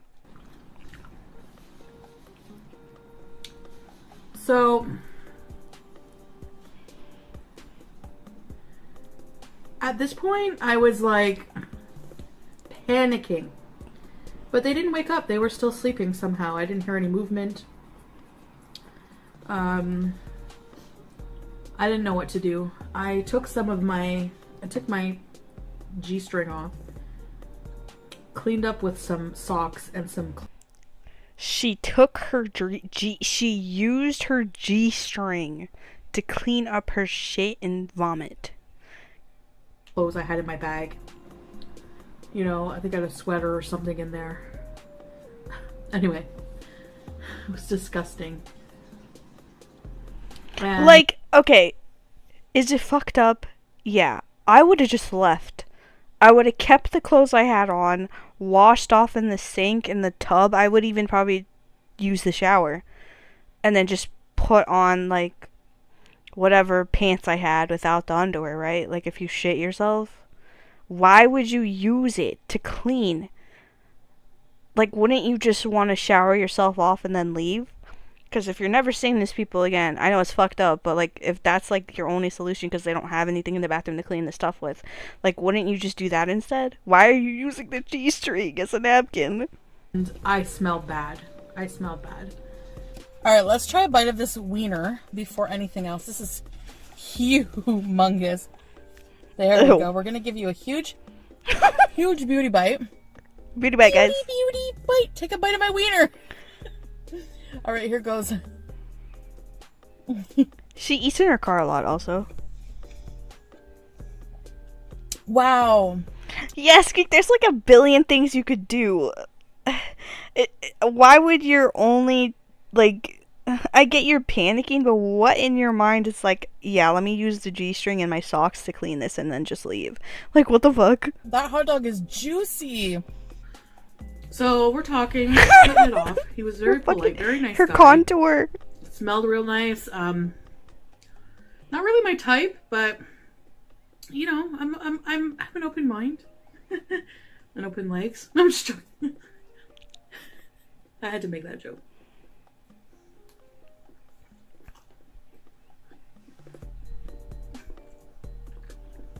So he had a lot to drink. We both had a lot to drink, and he was like, you know, do you want to come home with me tonight? He was like really hyper. Sorry. Yeah, she'll just fart while eating. Just nonchalantly. And he's like, that fart sounded worried. Probably knows what's coming later. Oh. Gross. Greasy food never feels as good coming out as it does going in. So we had a pretty good night. Fast forward. Eventually we both pass out.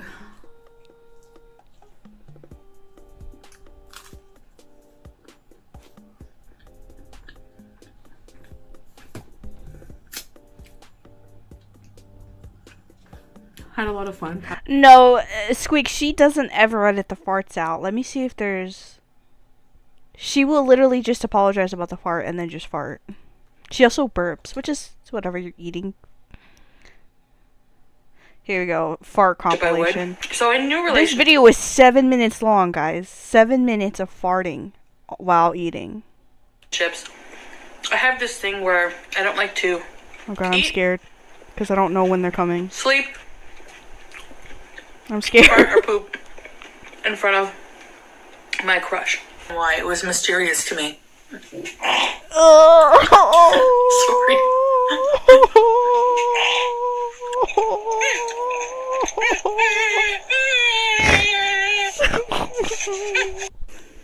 You don't mind the smell of your own farts, okay? Your own eau de toilette. Literally. It's just how it is. I don't know You how know, much I like- could take of this. I'm staying home alone. You lift a cheek, scared. you let one rip. I never know when they're coming. You take a little sniff here, It's like here a and there, jump like scare. it's to me. I clogged the toilet. It wouldn't flush. It overflowed. Oh, that's another poop story with another guy she had a one-night stand with. So everything went everywhere.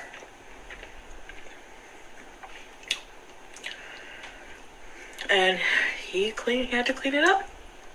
He cleaned it. Whoever I this man offered to. is. Whoever this man is. He was kind of a dick in general. So he acted like he was grossed out, which is why I don't like pooping in front of my boyfriends because and I had the car running and I'm like, I could sneak, you know. I have an air freshener in my car, the Febreze ones. They work pretty well. Oh my god. I could sneak a fart. It probably won't even smell that bad. And it will be dissipated by the time he gets in here. Well,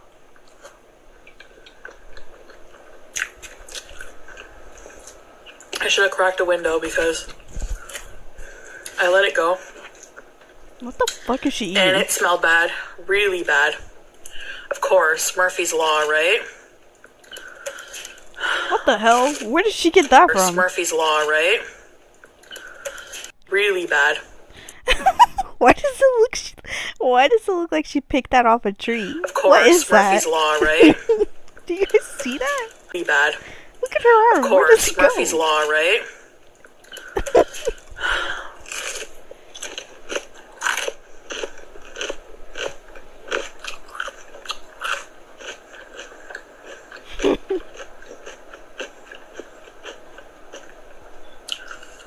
It was like one of those really bad egg I think this was when she would eat lobster mac and cheese a lot, which I didn't even know lobster mac and cheese was a thing. ones that linger. She conjured food. They like cling to you and don't let go. So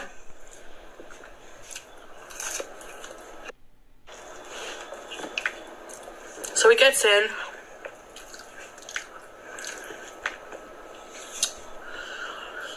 Sits down, and I was like, oh my god, you know, I wonder what's gonna happen. I'm watching his face closely. Sure enough, his face was just kind of like, Oh my god. he looked a bit disgusted, but then he probably realized in his head, like, okay, I better not say anything, and I don't know. So I was like, so I tried to, like, I'm like, I know my car kind of smells. I think there's like an old, like, I don't know, there might be like an old sandwich somewhere. Oh my god. Oh, I better warn you. This is a gross part. So if you're grossed out easily. So I noticed How does she say this while eating? That's so... Have you no shame, woman. when I was laying there, my bowels had a sweet release. It's definitely the fart for me, Tickle. Like, every time I like, I'm taken aback. I'm just like, oh my god, what the fuck? I could feel it everywhere. You know, it was like some of it was in the snow, so I knew it was visible. What the fuck? I had crapped my pants. And Why she just constantly poops herself. I had to seep through and come out the back of my Oh pants. oh my god. So,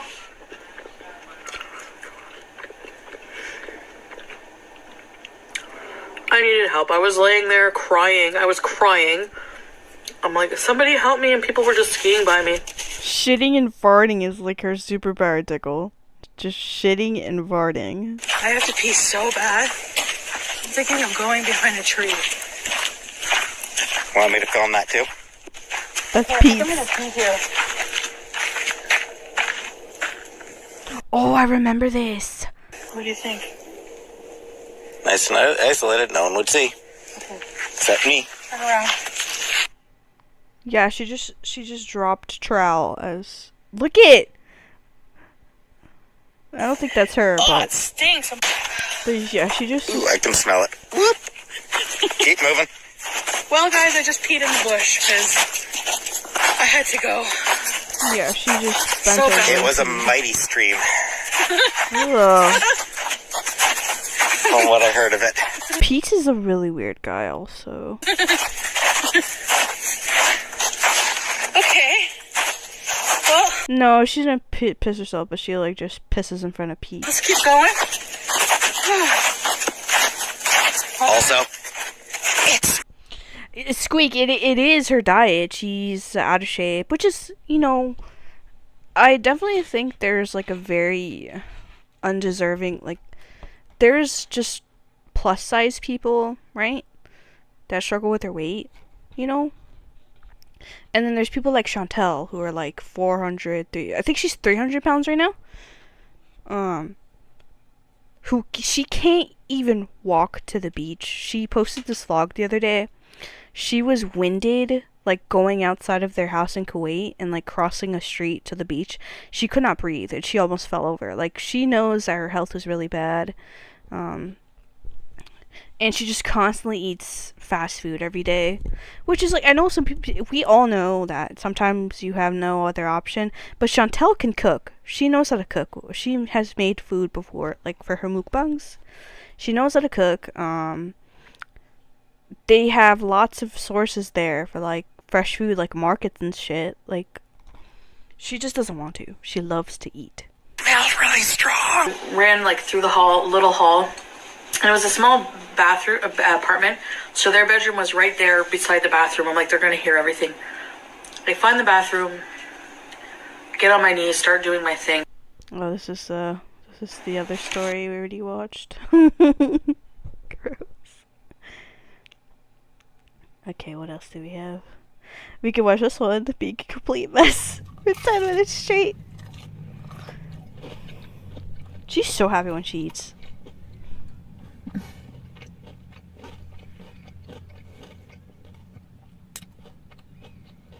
I know this sounds bad, but that bite was like worth being fat for. Me, honestly, though. Even just for a split second.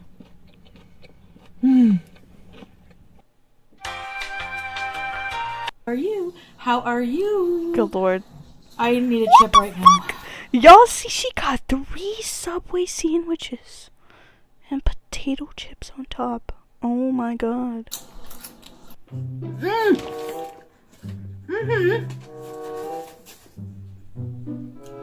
Oh my god, who eats this big of... She's doing the shush thing. Oh my god, she's doing the shush thing.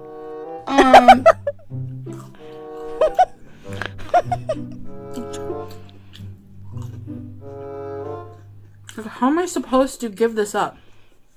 Me, honestly. Look at the big ass, like, Why things can't of this food be ranch. good for you? God, her face is so swollen. It's like a joke. No.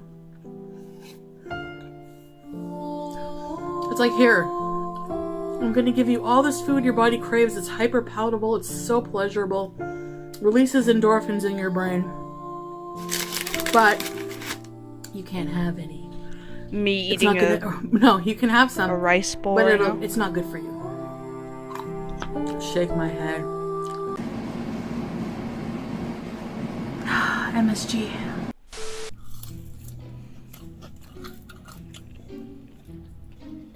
No way. That Chick-fil-A sauce? I dreamt about. Okay, I do love a good Chick-fil-A. You know. Don't tell them I'm gay though, please. Don't tell them that. all night They don't need to know long. that. Look at her face. Oh my god. Oh my god. Oh my god, her skin actually looks way nicer here. Looks like she's like hydrated and like moisturized. Damn, she looks so much happier here than she does now. Wow. We'll watch some like newer clips of her. Sorry, I'm in a zone right now. I'm in the zone So right good. now. So I thought I would just do a video for you guys because I'm eating my cheat day. Oh yeah, this was like at 5 a.m. She uploaded this at like 5 a.m. She had like this lobster mac and cheese. Oh!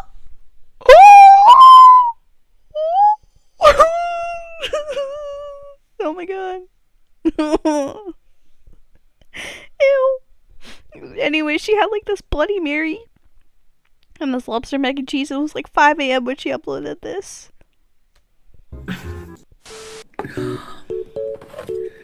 Oh. Jesus Christ, Chantal. She's having a Dairy Queen. Oh my god. Alright. This is a problem. Strawberry cheesecake. Chris when he gets his peanut butter. Ew! Honestly, that looks good. That whatever that is, that looks good. It looks like waffles with fruit on top. Today I have for you.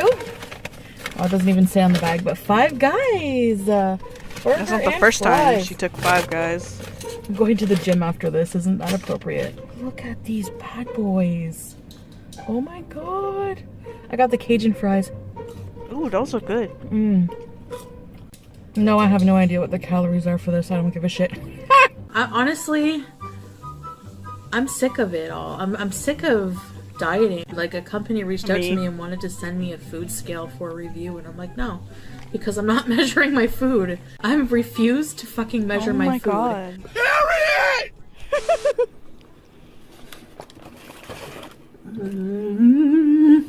Look at this beautiful meat. I was lonely one night. I was living by myself. So Oh, I remember this. I got desperate and called one of my lovers. I won't say which She literally prostituted herself for a fucking meal, guys. one, but I might not even remember which one. Oh yes, I do. And anyway, She's also done it for drugs as well with her ex-man. this is bad.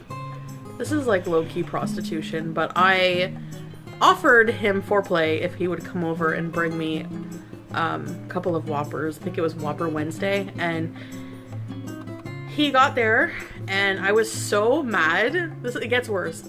I was so mad and pissy that he forgot the zesty sauce for my onion rings. That Could you imagine doing this? Holy shit. Oh my god. I only let him squeeze my boobs. Oh, her kitty. I think her kitty's name's BBJ. And, we'll get into that too. When she went to Kuwait, she left her cats at home with Pete's, and Pete's was not caring after. BBJ was an elderly cat. So and we found out that she was not getting her groomed, she was not getting her nails cut regularly, so her claws, like, she had a bunch of ingrown nails and she was in a lot of pain. And when she had came back from Kuwait, she wanted to get a bunch of her stuff to move back there, like, fully, and she was gonna give them away. She has had BBJ since she was like in high school or college, I think. And she just she was just willing to give the cat away. So she put these cats on like Facebook. You know, she basically posted on her YouTube channel and Facebook like, anybody who wants her, come and get her. This cat that she's had for years. And this is like one of the big things that happened. She has several trolls, okay? She's got this one troll named French Fried Girl, and she lives in Canada. And what she did was, by coincidence, she made like several Facebook accounts, and one of them was her brother's Facebook account. And her brother had messaged Chantel, Foodie Beauty, hey, can I come get the cat? And this is the thing that really upset everybody. She did not like dive in for any information. She did not ask about anything. She didn't like do, I mean, I know you can't really do a background check like for something like that, but she just didn't bother anything. She was basically just like, okay, yeah, come get her the next day. So then the brother of French Fried Girl goes and grabs her, BBJ, this elderly cat, and then like a couple hours later, French Fried Girl goes live and she's like, we have BBJ. And oh my god, Foodie Beauty went on a rager. She was basically like, I'm gonna sue you, I'm gonna call the cops, you stole my cat. And then she was just like, we didn't steal anything, you gave her away. She really tried to turn it around and was like, you're a stalker, you stole my cats, I want my cat back. Which is like, you're the one who gave her away. I should not be eating this. Willingly. Hold on. The only thing I care about right now is this pizza.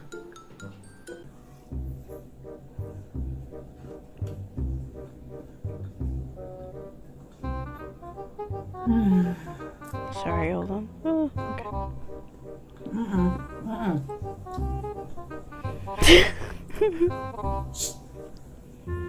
She's shushing again.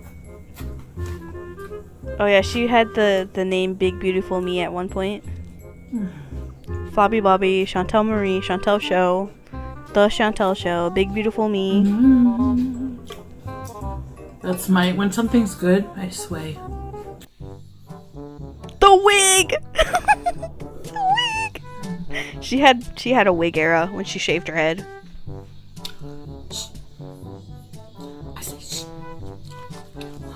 I think the guy had a crush on me at Burger King because he gave me 3 sauces, and usually they forget my sauce. I think that's like a little way of him saying, yeah, you're cute. Ranch, Steven's Sushi Ranch, of course, and Domino's. Oh god, this looks disgusting. 6 cheese Oh. pizza. 6 cheese, not 4. The Not wig. 5. I can't with the wig. Not 5.5. 6. There's a reason that 6 sounds like sex.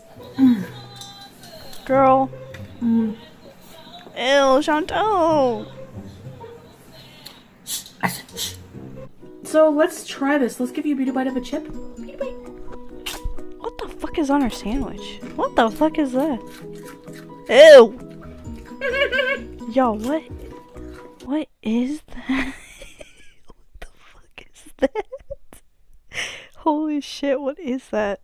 Do you like the chips, babe? Oh, that cake looks good, I can't lie. Let's try this, baby. It's so dense. Her fucking finger's covered in chocolate. Avocado. Oh my gosh. Oh my gosh. And there's like this. Have you ever been this excited by... Actually, no, I have never been this excited by food. Beauty bite. Beauty bite.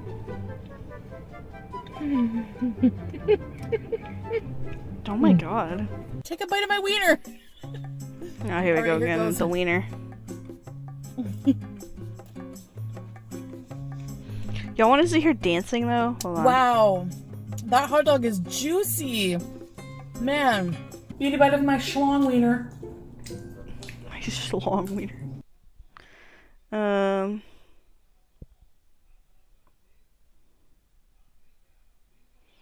Oh god, here we go. Hey guys, I have decided I will no longer become. Oh wait, wrong video. This is a channel. If you ever want to learn about Chantal, this channel BBQ Chicken, they make a lot of good videos. If I could find it. It's like a dancing compilation. Ooh, I like this bra. Yes. Oh my god. Perfect. Ooh, I like this bra. Yes. Oh my god, she looks so big Perfect. here. Ooh, I like this bra. Yes. Oh my goodness. Perfect. Ooh, I like She this really doesn't bra. show her body, like, except her, you know, her face. Here we go. 2 rolls of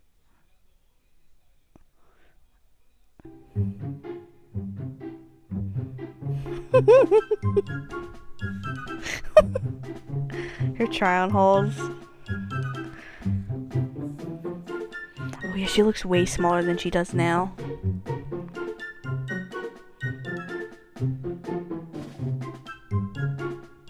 Work it, girl. I mean, that's a cute outfit. That, like, for like a gym outfit, that's cute. This dress is okay. Jesus Christ, the wig. That dress does not look bad on her, actually. That looks okay. Oh my god. That's funny.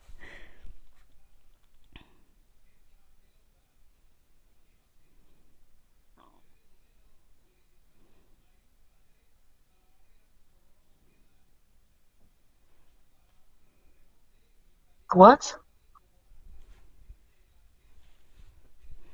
Jesus Christ. What is this? She looks terrible.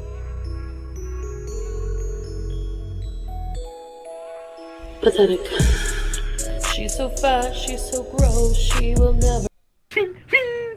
Ah! Hi. Oh my god. I forgot she had done these songs. Hold on. Foodie Beauty songs. She had made like a diss track, sorta. Is this it? Hold on. Pathetic. No. Someone. I want the songs. Damn, I don't know if they have them. Damn.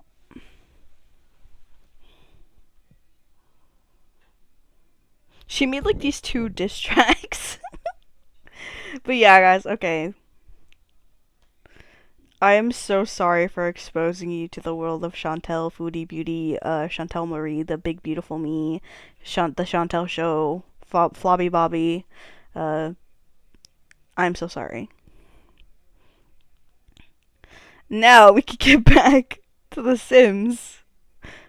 I apologize. And we could put our music back on.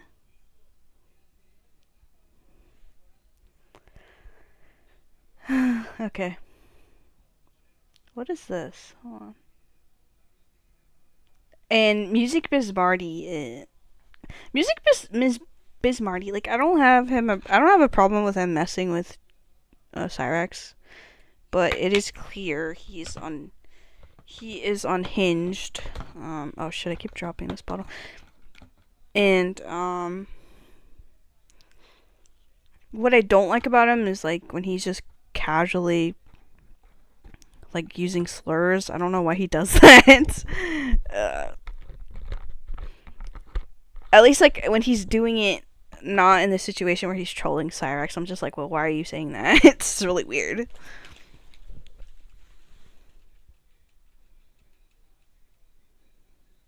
Squeak, her and CMC, they could like they'll probably get along, honestly.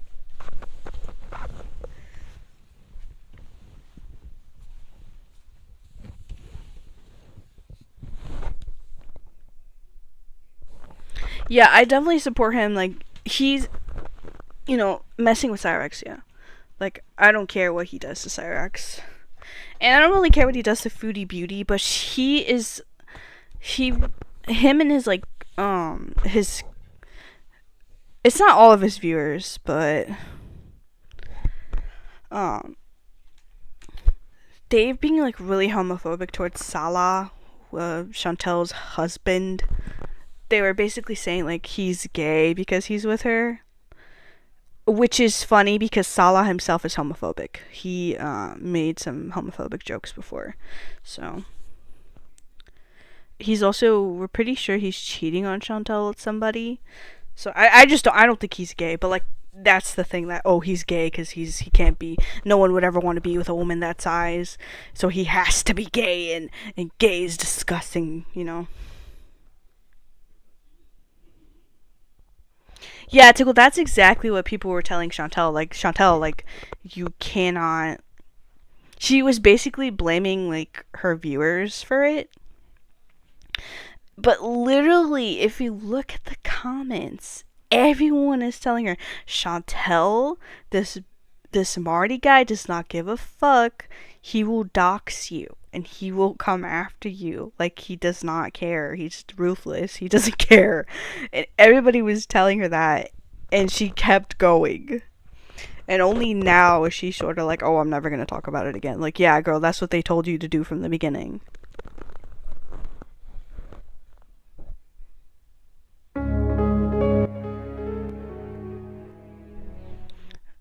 Oh my god, this is too intense for me. What am I doing? Why am I watching a Jill Valentine edit? Oh my gosh, she looks so good here. Oh my god. Let me stop. I'm sorry. My bad. Oh my god. She look good there. Yup, Tickle, that's it's what she gets for being an idiot. And honestly, it's what she gets for being a bigot. She is a huge bigot.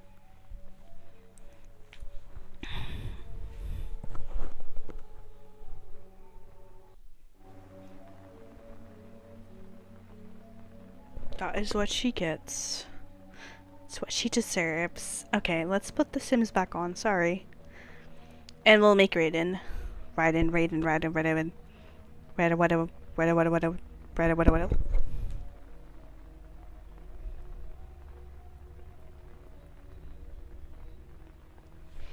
Yeah, Tickle, that's how I feel. You know, she's the one who kept talking about it. Everybody warned her. She didn't listen, so that's what happens. That's what happens when you talk about something that you don't have. That's what people in her live streams and her comments are like, Chantel, don't speak about stuff you don't know. And then she found out that he was a pedophile. A pedophiler. So I don't feel bad for her. Chantel's a piece of shit.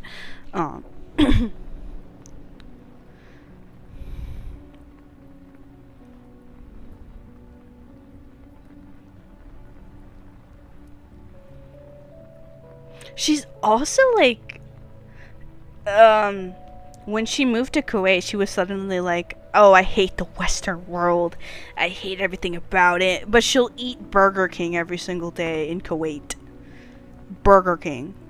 Like, girl, you love the West, apparently. Like, why are you pretending? Guys, I want to write about Jill right now. I'm obsessed with her. Unhealthily. I want her in a way that is concerning to feminism.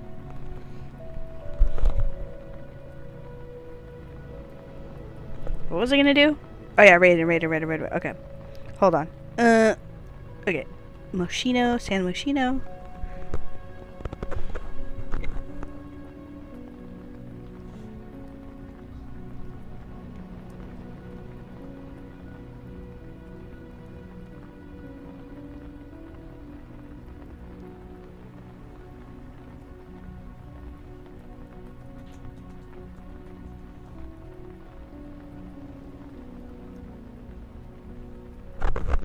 Oh my god, he's so cute. I'm looking at pictures for reference.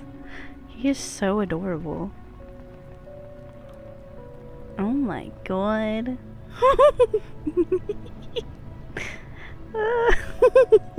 Something about a white man with blonde hair. With platinum hair. Oh my fucking god.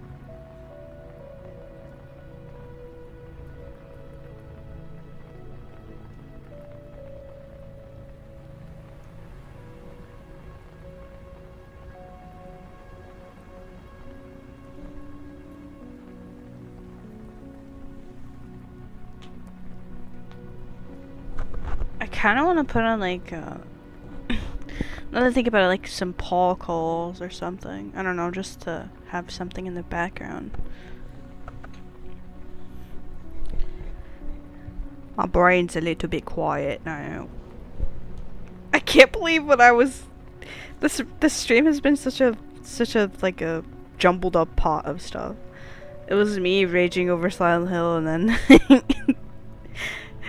the Chantal.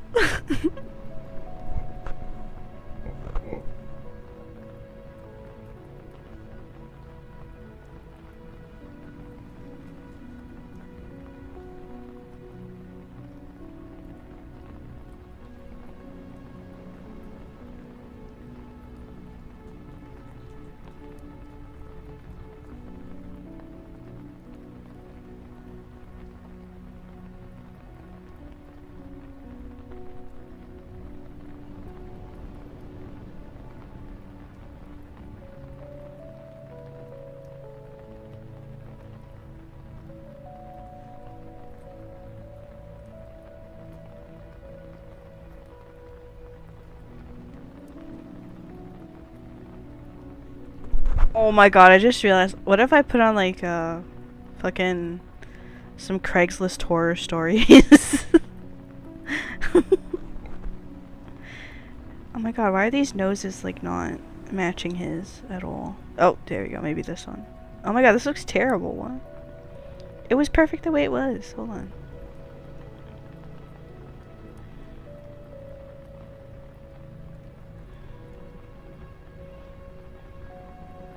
Just need to change the nose.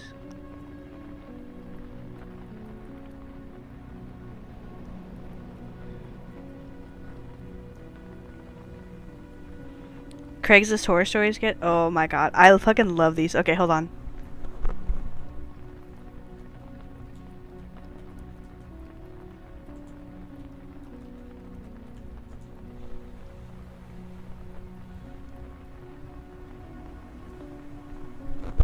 Okay.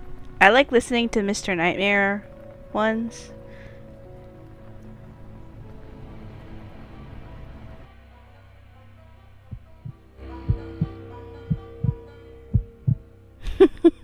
When I was 17 and looking to buy my first car, I was keep on myself Craigslist out. every single day. I wasn't looking for anything fancy, just a beater car that could get me from point A to point B. My budget was $3,000 at most, so the cars I was looking at were no newer than 03, 04. I found an ad one day for a 2002 two-door Honda Accord. It was listed for $2,000, and the mileage was under 80,000, so right away I knew I wanted to check it out. The person who posted the ad lived a few towns over from us, a 20-minute drive on the highway. I convinced my mom to drive me out there to view the car after conversing with the guy over the phone. Originally, I texted him asking for details, but he ended up calling me. He sounded basically normal over the phone, actually rather polite. He answered some questions I had about the car and whatnot, and when he asked for my name and I told him Dan, he said, "Dan, what a great name. That's my name too." I laughed because it was the polite thing to do, but I just found it to be such an odd comment. Like everything about it, it almost sounded like he forgot his name was Dan because of the pause between "what a great name" and "that's my name." It just sounded sketchy. Nevertheless, everything else about the call went fine, so the next day my mom drove me to the address the guy gave me. Getting off the highway and onto the streets, right away we agreed this was a trashy looking neighborhood. Bars on windows, graffiti under bridges. I was hoping the guy's place wouldn't seem equally sketchy, but as we pulled up, it was. It wasn't a standard property like the rest in the area. The entrance to the property was between two houses. It wasn't a driveway, just some low-key road that led into an inlet with two more houses. Every house was cramped between other houses and buildings. But there I saw it, the Honda Accord, which was in, I guess, what you'd call the driveway for this house. My mom and I stepped up to the front door and rang the bell. We didn't know if it rang or not because we couldn't hear anything, so I knocked. One of the windows opened out of nowhere, and a man's voice said, "Come inside, the door's unlocked." That's Went to just open red the door, flag. and my mom stopped Like- me and whispered, "Are you sure you want to go in there?" I said yeah. I love these because they're just like a little bit obvious. Windows opened out of it's nowhere, just funny. and a man's voice said, "Come inside, the door's unlocked." I went to open the door, and my mom stopped me and whispered, You could not pay me to do this Craigslist shit. Like, unless we're meeting at like a gas station, I'm not going to no one's fucking house. That's insane. Are you sure you want to go in there? I said yeah. I let ourselves in, expecting to be greeted by Dan. The inside of this place was kind of dark. Not a lot of natural light came in through the minimal windows. Hello? I said. Yeah, over here, a voice called. It was a deeper voice than I heard on the phone. Dan? I asked. Yeah, he said. I began walking through the little kitchen, closer to his voice. My mom grabbed my shoulder and stopped me. She whispered in my ear, "We're leaving." The man's voice now came from beyond this Thank door God at for the end the of the mom, kitchen. He honestly. called up. Down here, we could do the transaction here. What the My fuck? mom and I left the house in a hurry. As we were hurrying to my car, a lady at the next building over called to us. She came hurrying down from her front porch, warning us not to go in there. Then she asked why we were there, and we explained that I came to buy a car, but that he was calling us into his basement. The woman said that she's been concerned about that man living next door for months, that she thinks he's up to no good, and that he constantly has random cars pull up in the driveway in the middle of the night. We asked if his name was Dan. She said she wasn't sure, but that she vaguely remembered the guy introducing himself as Mike. She told us to just get far away from the house immediately, and so we did. It's disturbing to know my mom and I may have been murdered in that basement if we went down there. Like, how could we do a transaction before even viewing the car or agreeing on anything? Better question why in the basement. The whole thing screams trap. I don't know what else he could have wanted to do to us, more specifically me, in that basement. Emo Raiden? Oh my god. Oh, look. This actually happened to my best friend Chris. His family had just bought a new TV and they were thinking of just throwing their old one away. Chris's older brother John suggested to their dad Rick that they could sell the old TV on Craigslist to make some easy cash. Oh lord. Oh Since lord. the family never used Craigslist, John said he could set up the ad for him, since John's girlfriend used Craigslist before. So John put up an image of the TV with the description, used 55-inch Samsung 4K TV for $200. He also put Rick's phone number so if anyone was interested, they could just call or text him. A week later, Rick got a call from a guy who introduced himself as Toby, and he said he was interested in the TV and wanted to know if he could come by the house at 10 o'clock that same night to pick it up. Rick said sure, and he sent Toby his address. Later that night, while Rick, Chris, and John waited outside the house for Toby to come so they could help him load the TV into his car, Rick got a call from Toby, and he said he wouldn't be able to make it to the house because he was almost out of gas, so he and Rick agreed to meet in the parking lot of a Circle K. After Rick got off the phone, him, Chris, and John loaded the TV in the back of Rick's pickup truck, and they took off to the Circle K where Toby said he was at, which was 15 miles away from the house. When they got there, they pulled up in a parking space next to the gas pumps, where Toby was filling up his car, a black Nissan Altima. A few minutes later, a tall, heavy-set bald guy with a goatee walked over to Rick's truck and said he was Toby. He told Rick that since the TV was big, it would most likely not be able to fit in his car, so he suggested that they could just follow him back to his house, and Rick agreed with him. After a few minutes of driving on the main highway, they got onto a back road, which looked sketchy because it was nothing but trees on either side of the road, and it was filled with potholes. Toby texted Rick and said his house was at the end of the road. When they got to the end, the place that was supposedly Toby's house didn't even look like a house at all. It looked more like a tall, abandoned building. When they got out of the truck, Toby told them to untie the TV from the back so they could start unloading it. After they untied the TV, they turned around and saw 3 large men emerge from the back of the car, and they all pulled out guns, including Toby. They threatened to kill them if they didn't give them all they had on them. Rick, Chris, and John didn't hesitate, so they all gave the guys their wallets and phones, and they obviously took the TV too. After taking everything they had, the guys got back in the car and drove away. When Rick, Chris, and John got home, Chris and John told their mom everything that went down, and Rick called the cops and told them the whole story, and even gave them the license plate number for the car since he memorized it. To this day, Chris's family never heard of any arrest being made. That was the one and only time the family ever used Craigslist.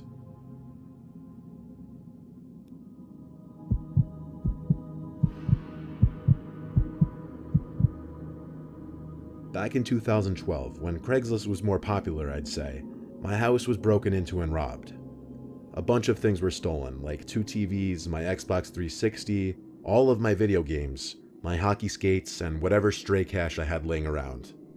I had the police come investigate the house, but nothing that would help track the perpetrator, including fingerprints, was found. I gave them a list of everything that was stolen, but the cops in my county usually suck, and they didn't help at all.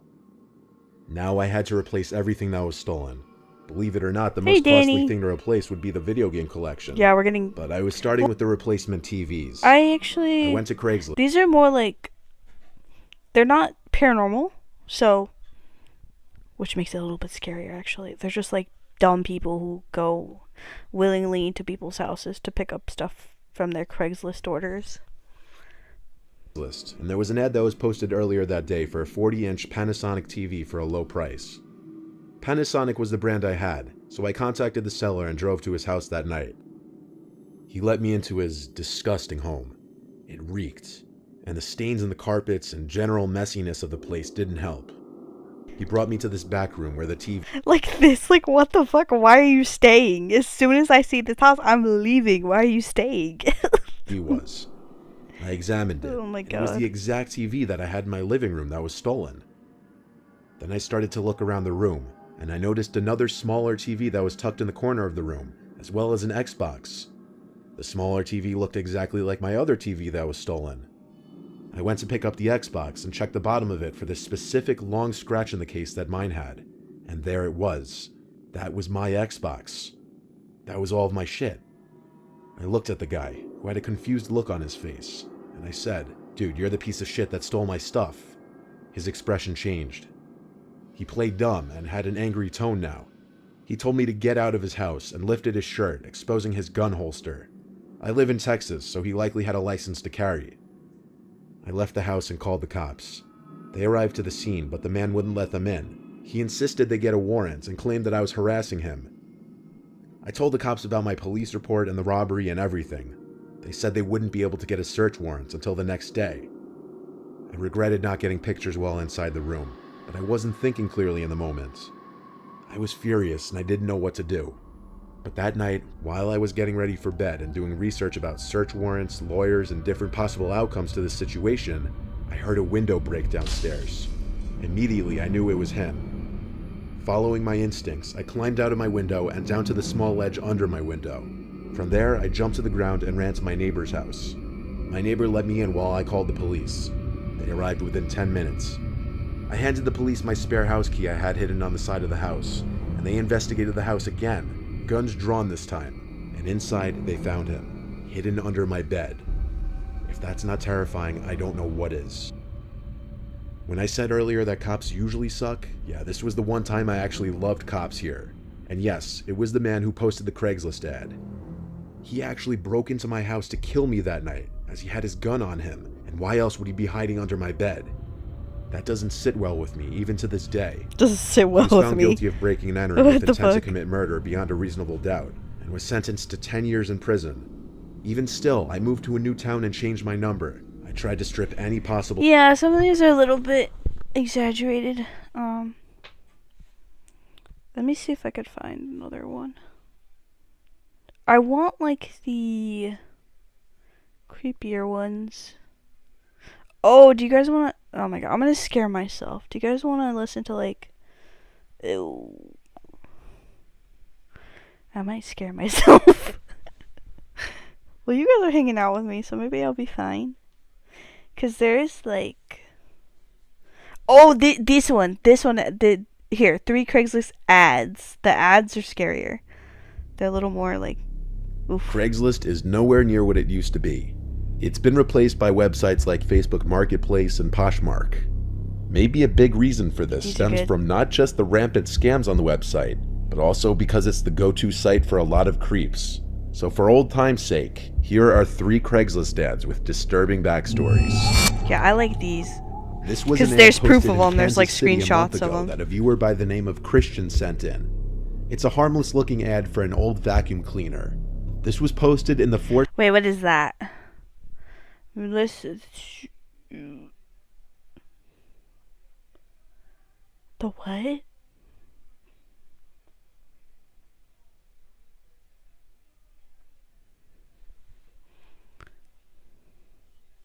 What? What are you guys talking about? What is this? Please, enlighten me. I would love to know. Are these like... Not the Jeff the Killer creepypasta. My favorite creepypasta is the Russian sleep experiment because it's so fucking stupid. It is hilarious. That shit makes me laugh so hard. It's just ridiculous. I don't know how people believe that.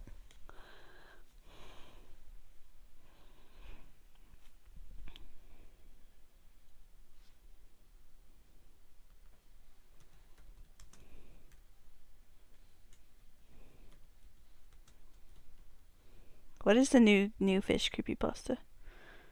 New fish. Ew, what is this? Why isn't it scary? The new fish creepypasta story time. Should I listen to this? Wait, I'm scared. I'm scared.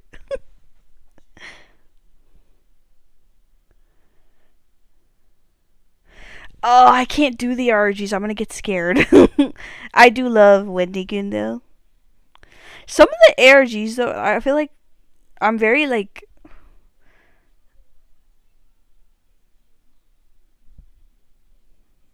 Okay, we'll listen to this fish one. Tickle. I swear to God, if I have a nightmare tonight, there was this one point in my life where I had constant sleep paralysis for like an entire summer. Like I would have, I had it the other day also. My sleep paralysis is really weird. It'll be like I'll be laying in bed and someone is grabbing me. Like someone is grabbing my arm, someone is pulling me, someone is touching me, someone is like, I've never been choked, but like they'll be grasping at my arm, or I'll feel someone just pull me. Or I'll feel someone like touch my hair, and I can't move, or I can't scream. And sorry, when I was like a little kid, I was like 12, 13, 14, something like that. You know, there was a few times where I saw like apparitions. But I don't see him anymore. It's just like I said, I can't move. Like regular sleep like paralyzed, can't move, it's dark, I can't see anything, and I have to wake myself up every time. And, you know, it's scary in the moment, but like I wake myself up and I'm okay. But there was this one like year that I had broken my ankle and I had to sleep on the couch, like on the bottom floor of our house, like the first floor, sorry, because I could not walk up and down the stairs. And our bathroom was like our main bathroom was on the bottom floor. So like if I had to go in the middle of the night, or if I wanted something from the kitchen, like it was going to be hard for me to go up and down. So I had to sleep on the couch for like 3 months. And I had sleep paralysis like every single night. To the point where my mom had to sleep next to me. And it didn't stop either. Sleep paralysis doesn't stop. I don't know why I thought it would. It doesn't stop when it's actually 10 times scarier, because then you see the apparition, then you see your family member there, and you're like, damn, we're both gonna die.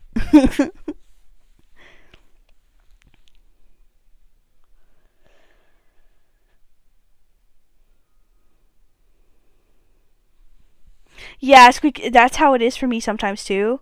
I'll be like, okay, stop, like, get out, let me get out of this. Like, it's so frustrating. But I don't have it as much anymore. But I'm gonna say this story, and it is the weirdest thing ever. I don't know. It's really weird. So here it is. It was one of my family members' birthday parties, and they had like a really big party, and they have like a really big house. And one time, we went to these parties, and we were gonna spend the night there. So it was my mom and my brother, and we had one of the guest bedrooms, and it's a small room, big bed.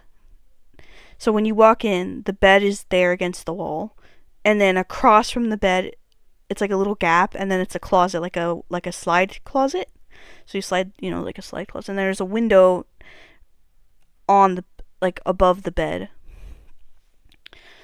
And so the way we had to sleep was, my mom, she slept the long way at the end of the bed, and me and my brother slept side by side, right? and they had the train near their house, so it was really hard for me to sleep. I couldn't fall asleep. I was like, oh, I hate it here. Like, I was little, so I was like, I want to go home. I was like, what, like 10 probably? I think I was like 10. So, this is what happened. I hear the train passing by, and I sit up, and I'm like, I can't fucking sleep. So I was just like kind of sitting, tossing and turning. And then I hear my mom. She's like, she calls my name. And I look up, and it's dark in here, right? It's dark. The light is coming from the window a little bit because it was like blinds. And she's calling me, and I look up, and she's in front of the closet. And she has her hair up in a bun, and she has her glasses on. And I'm like, and she has pajamas on. I'm like, wait, how? My mom would usually do that when she's at home. Like, she'll have her reading glasses, and she'll put her hair up, you know. But we were at a party. And when she gets ready for a party, she'll like straighten her hair and she'll wear like something nice. And she didn't have we didn't have extra clothes. We had got some from them, but like she didn't have her own pajamas here. So I'm like, Mom, like, what are you doing? She was calling me to go into the closet with her, and I'm like, well, what? I'm like, what's going on? I asked her, I'm like, what do you want? And I was just like, what the fuck is going on? I'm like, what does she want from them? What does she want me to do in the closet? No, not the high ponytail. But yeah, she looked like she was like lounging, like if we were back at my house. And I'm like, okay, Mom, what? And I look down, and my mom is fucking sleeping. And then I look back up, she was gone. And I was like, okay, I must be just like dreaming. And so I just went back to sleep. And I never talked about it. And I honestly forgot about it until like a year or two ago. Because I was listening to this podcast where people tell stories like that. Like monsters, paranormal, paranormal creatures, or paranormal things that have happened to them. And then I was thinking back, I'm like, wait. They're talking about, like, Tickle just said doppelganger. Somebody had a story like this, and then I was like, wait, like, that kind of happened to me. Sort of, but, like, I didn't realize it till years later. And, like, this is why I brought up the sleep paralysis thing.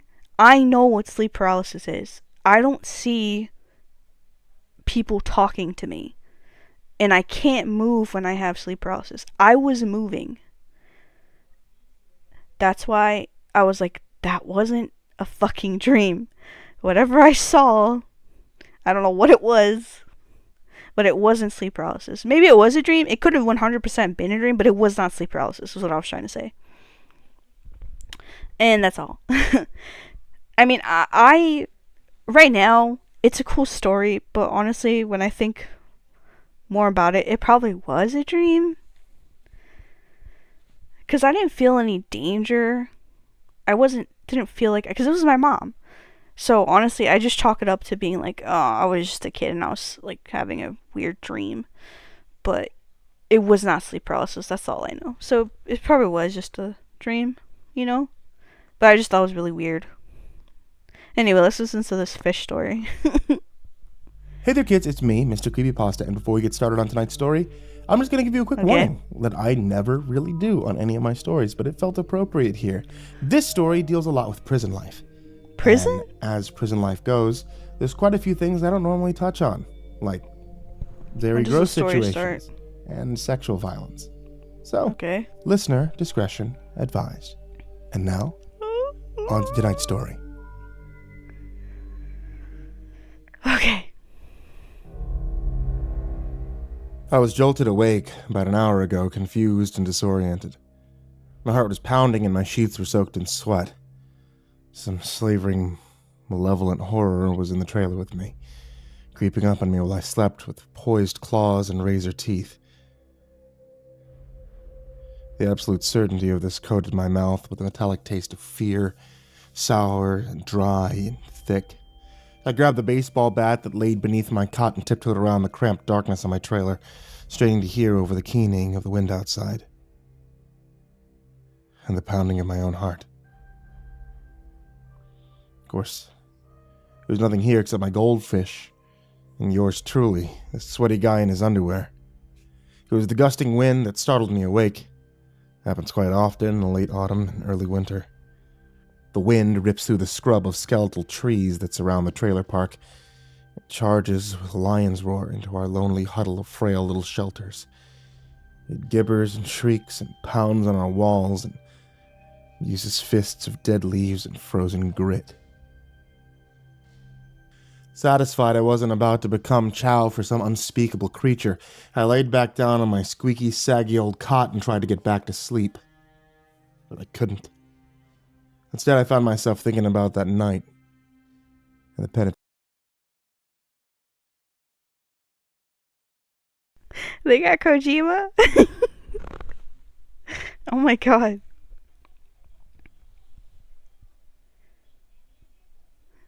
It's Squeak. Squeak.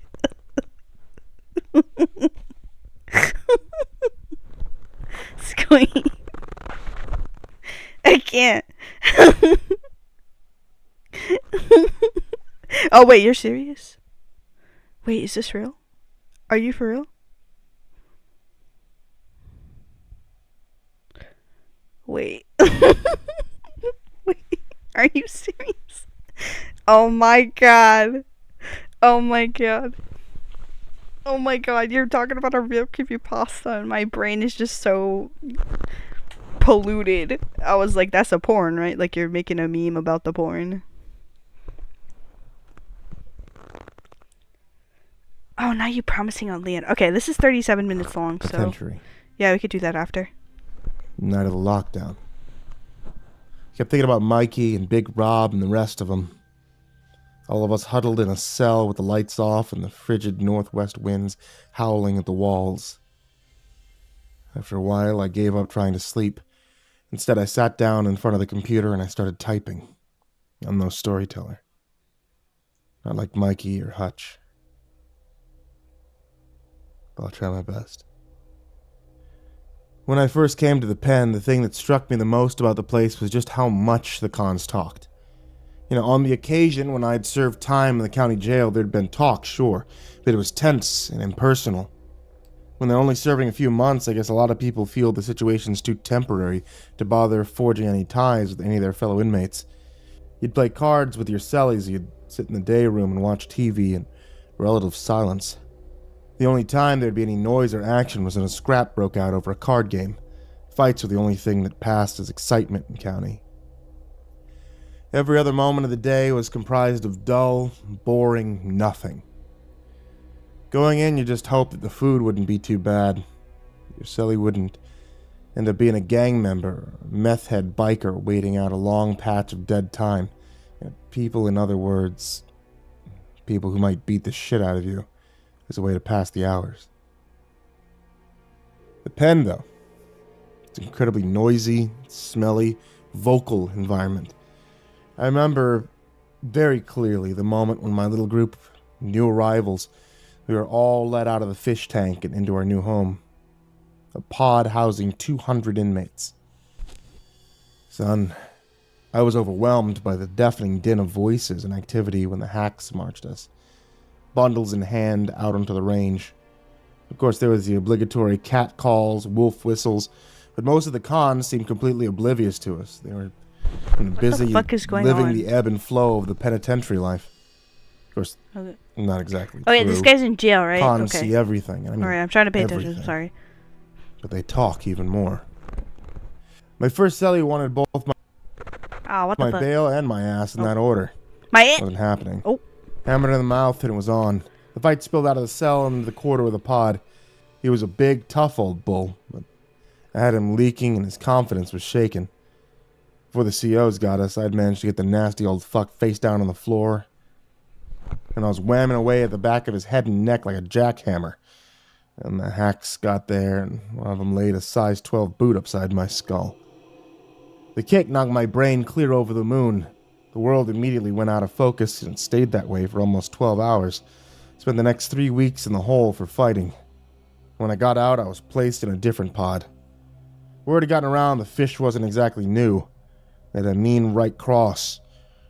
No one bothered to try and roll up on me in the yard that day. When I sat down at chow with my new cellie and some of his boys, no one objected.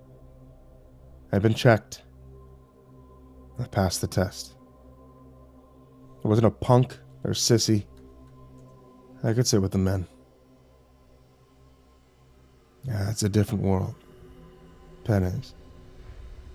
That's wildly different rules. You couldn't fully understand unless you've been there. It wasn't long before I settled into a routine. Up for head count and chow, off to work in the laundry, chow, nap, workout, chow. Oh, that's him, Squeak. That's him right there. This is him. This is the original one. I just changed his hair. And he's got his dogs. Then the struggle to fill the dead hours between supper and lights out. There wasn't much to do. The cons played cards, betting with tobacco bales purchased from the commissary, individual hand-rolled smokes. Some watched TV, others watched the wall. Some watched each other. Tensions were always high between the rival gangs. Dope fiends spiked what they liked to spike in the bathrooms. And there was, of course, a lot of talk. Talk of family back home. Women had and lost. Misdeeds proudly done. There were enough stories flying around that place to fill a library. My cellie was an old con named Mikey. He'd originally been sentenced to 15 years of second-degree murder during a robbery, but he had gotten into so much trouble since landing in the pen that he'd managed to acquire an additional 10 years on top of that. Mikey was doing all day, and he made peace with that fact. Good cat, all in all. Straight shooter, he didn't fuck with the spike. The thing was, he'd kill just about anyone, if he got it into his head that he wanted to. In early years, Mikey had been a trigger man for the bikers. He'd been convicted of murders of 6 people, was a suspect in 16 others. And I can imagine that a number of them had probably been friends of his at one point or another. In certain circles, a good friend can become your murderer in the blink of an eye. It's the kind of people you do time with in maximum security. Mikey and his crew liked nothing better than to spend a Sunday evening crowded up in someone's cell, drinking, shooting the shit. Personally, I didn't care much for the hooch. It tasted like rotting garbage with a heavy fruit bouquet. The stories were welcome. When Mikey or one of his homeboys was on a roll, we could all forget ourselves and be somewhere else for a little while. As far as cons go, they were good fucking guys. They were, and these bull sessions were the glue that held Mikey's crew together. I remember watching and listening for hours on end, spellbound, as Mikey or Big Rob or whoever wove a tapestry of words in the thin air around us. It'd make us roar with laughter, clench in rage, even slightly choke up on sadness. Some of the guys could play a man's emotions like a violin with their storytelling. Masters of the form. Most of the time, the stories were pretty coarse, which was to be expected. Look where they were coming from. And occasionally, they were downright fucking horrifying. There's one in particular that I can remember word for word, quite literally. I can actually close my eyes, I can see Mikey and Rob, Hutch, the rest of them, sitting there in the cell that night. All of us bathed in the sickly red glow of the emergency lights, transfixed by what we were being told. This particular story likes to pop up in my head in the small dead hours of the night. When the harsh winds of drab old November lash and rock my rusty little trailer hard enough to wake me up, as they did tonight. Coincidentally, it was on a November night just like this when I heard this story. It's about a year into my 4-year sentence for armed robbery, and this is my second winter in the pen. I recall the goddamn wind was cutting through the walls really badly that night, and the drafts were freezing our toes solid. There'd been a murder that day. Old pen was on lockdown, all 5 pods, the protective custody unit too. Big Rob Hutch was a man who had his ear to the ground. He had known the lockdown was imminent. He had just enough time to make preparations for what was coming. Happy for a chance to hang out and get fucked up. 7 of us quickly herded into his cell with our bedding, snacks from the commissary, as much gear as we can get our hands on. I remember that we were all wrapped up in our thin, scratchy blankets like convict burritos. The blankets were gray and made of rough wool. Upon checking into the Razor Wire Inn, you were insured one and only one. In the winter, blankets were a premium. Men would fight for them, sometimes even kill for them. Mikey and Big Rob were both sitting on the lower bunk. Mikey and Big Rob. Coltrane and his kid Remy had the top one. I was freezing my ass on the floor along with Nick and Richie. Young pups had to sit on the floor. It's just the way it was. The old cons got to snuggle their asses into the relative comfort of thin mattresses, the ones that were covered with the squishy spring slats, and in Coltrane's case, the old con's bitch as well. We weren't complaining out loud about it, though. We knew better than to do that.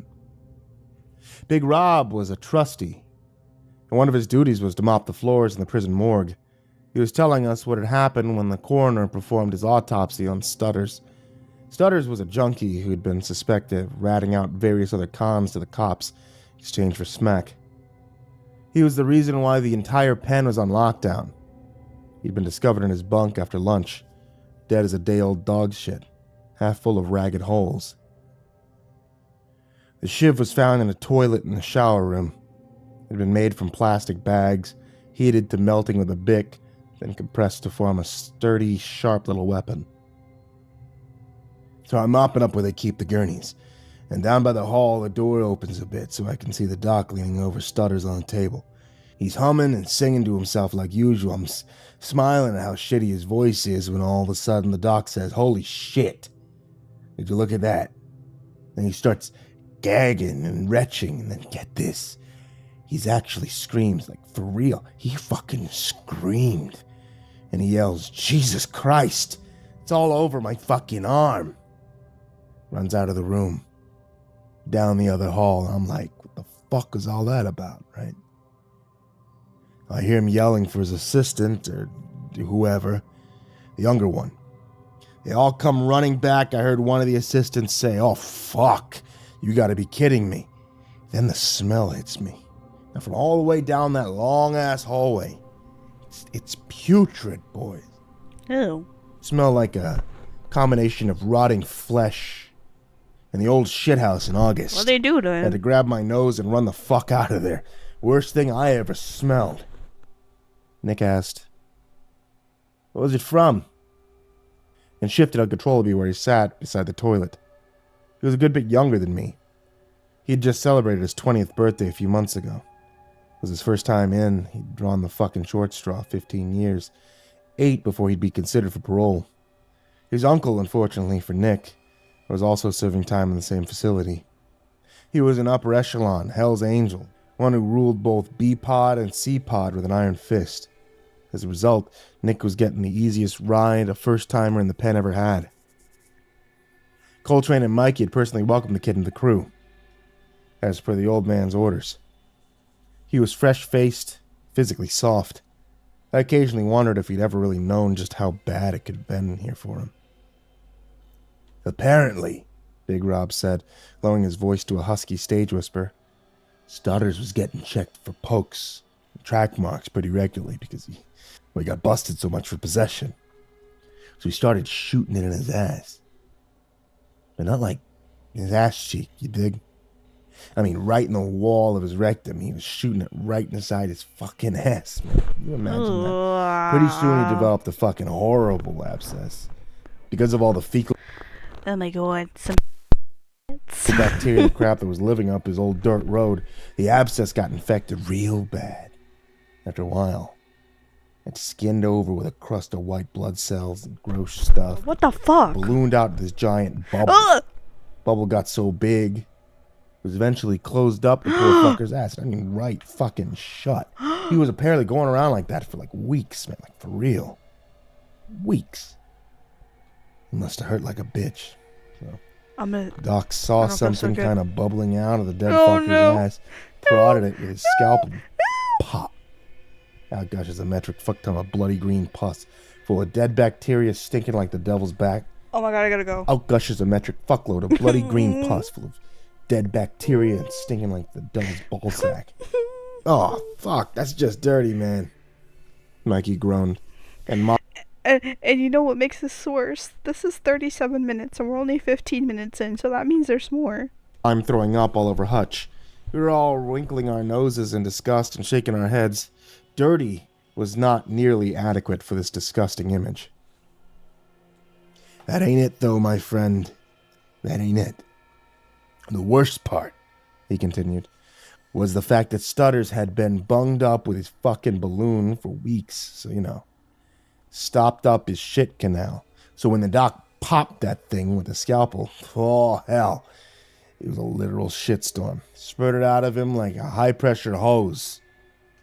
We regarded that image for a moment or two in stunned silence.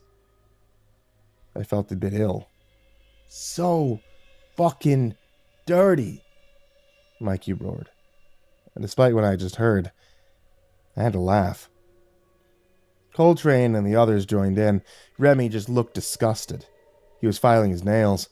Remy was no longer just another cell block punk, a weaker man that traded what he had to trade in order to get by in a world dominated by strength. After a year or so of enduring the subservient role at the receiving end of Coltrane, he'd finally stopped playing the part and was now living it. It was apparent that he started living it again. So the doc got shit on by a corpse?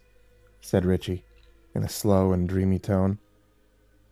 And it was pus-covered shit. It's fucked up, man. Hey, do you think that happens a lot to him, or was that like the first time? Richie had snorted some hydromorphine earlier, and now There's several parts to this? he was somewhere in the clouds, floating around with a stoned grin on his face. Richie, that's just fucking... Mikey trailed off. Actually, it's a good question. Want some hooch, boys? Oh no, Squeak, not I was just the opening my mouth to chocolate say pudding. fuck no when there was a pop and everything was dark. The cons began yelling and hooting all across the pod, both tiers on both sides. Big Rob yelled, "Shut up, will you fucking idiots? It's a blackout, for Christ's sake. Pipe the fuck down." And for a wonder, some of them actually did. Thing was, Big Rob Hutch was, well, just that. Big. He was as big as a buffalo. I was surprised that the lower bunk could support both Rob and Mikey, who was not exactly small himself. The emergency light snapped on, soft and red and eerie, and made the common area of C-Pod look like a scene from an apocalyptic horror movie. We could see the guard standing there in the guard hut through the bulletproof glass, waiting to see how the cons were going to react to the power going out during a lockdown. Now, not only were we sequestered in our cramped little cells for an undeterminate length of time, we had also been rendered unable to properly read a book. A number of cons could actually read, and did, or see your hand while playing cards, or even listen to the radio, for Christ's sake. The hack was a dark figure swathed in dim red, his body language alert and poised for action. Pretty sure it was Robson who was the boss on hut duty for that night. Robson was a dead-eyed, square-jawed oaf without an ounce of empathy in his whole body. He just so happened to have a 12-gauge shotgun on hand with a modified choke.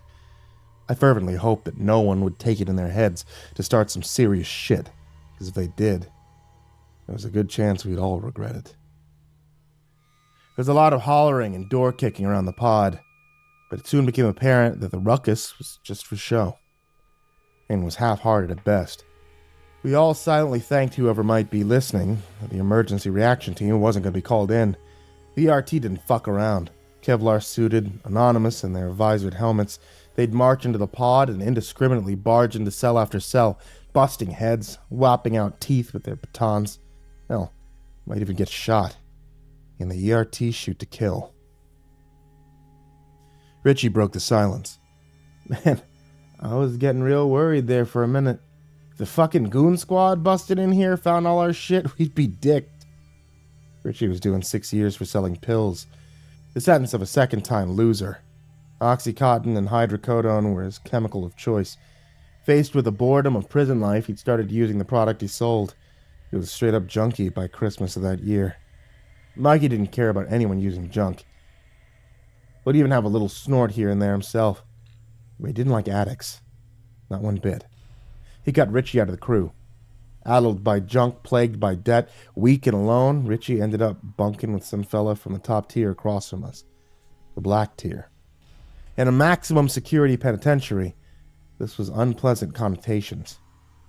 Richie ended up bunking with some fellas from the top tier across from us. Jesus. Felt horrible for how that ended for Richie.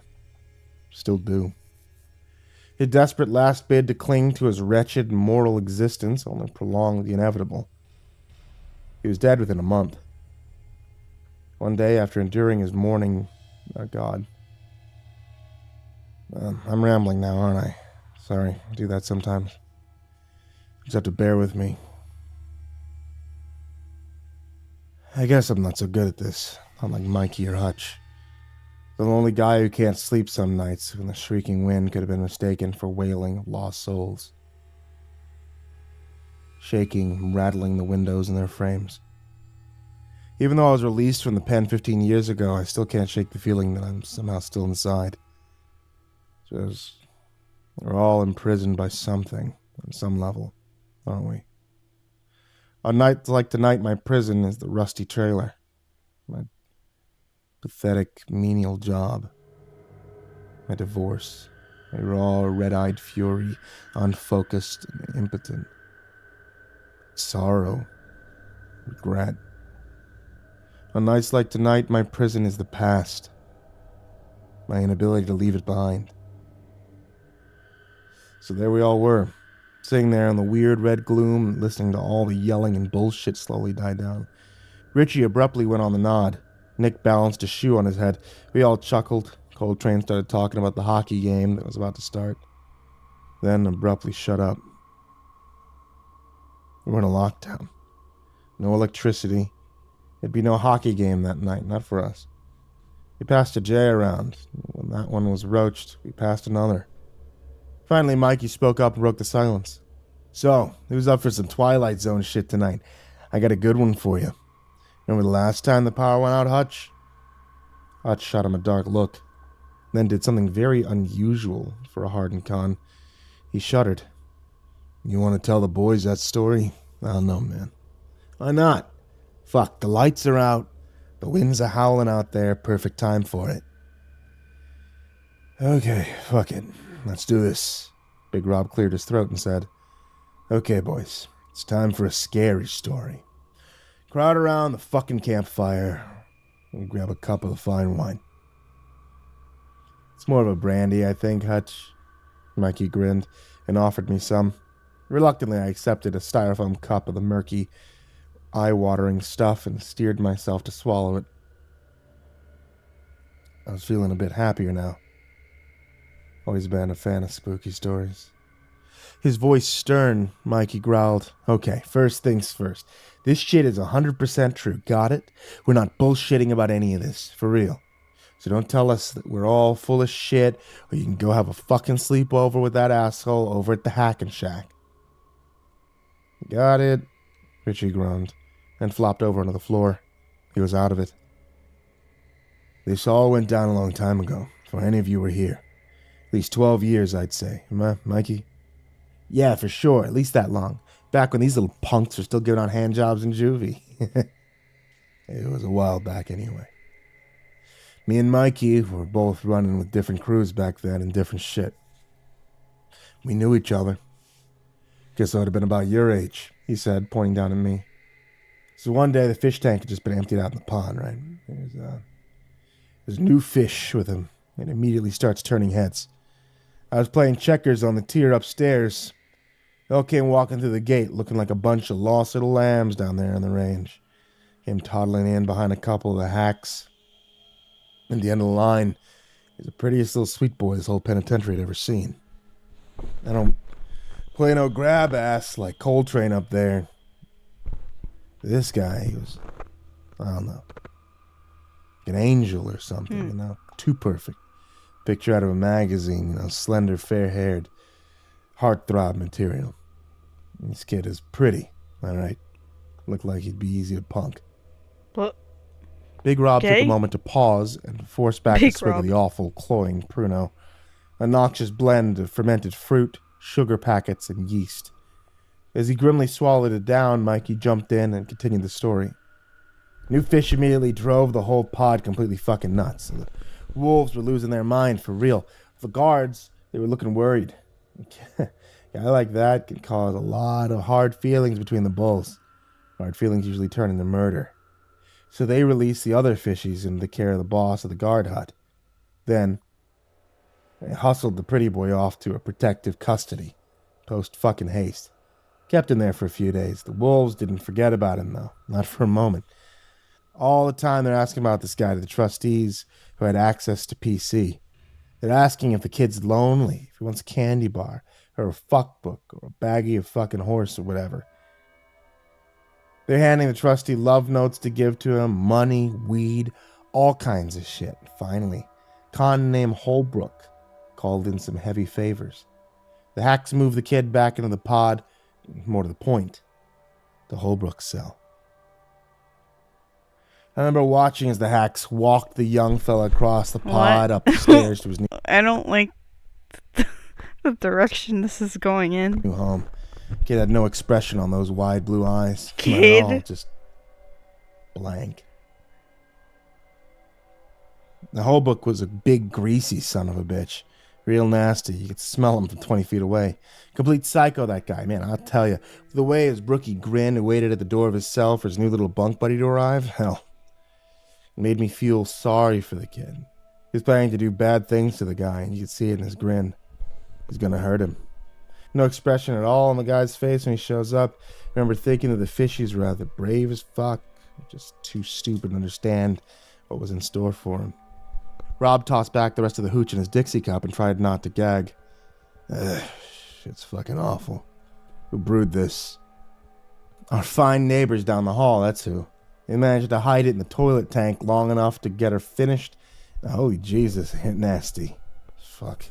I feel myself going blind already. Hutch held out his cup and Mikey poured him another gurt out of the plastic bag, taking care to make sure the sock he was using as a filter didn't slip and spill a rotting fruit cocktail all over the bunk. I tried a sip of mine and almost retched. They all had a good hearty heart at this, except for Richie, I guess. Richie was still laying on the floor, his eyelids fluttering and twitching. It broke more than a few hearts to see Holbrook get his dirty hooks in the kid first. He'd wrecked that kid, destroy his soul. That was the general consensus. Come morning, they'd be rolling the kid into the infirmary and afterwards probably stick him back in PC for 24 hours. Even if he did come back to the pod again, no one would want him. Not after the permanent damage that Brookie was liable to do to him.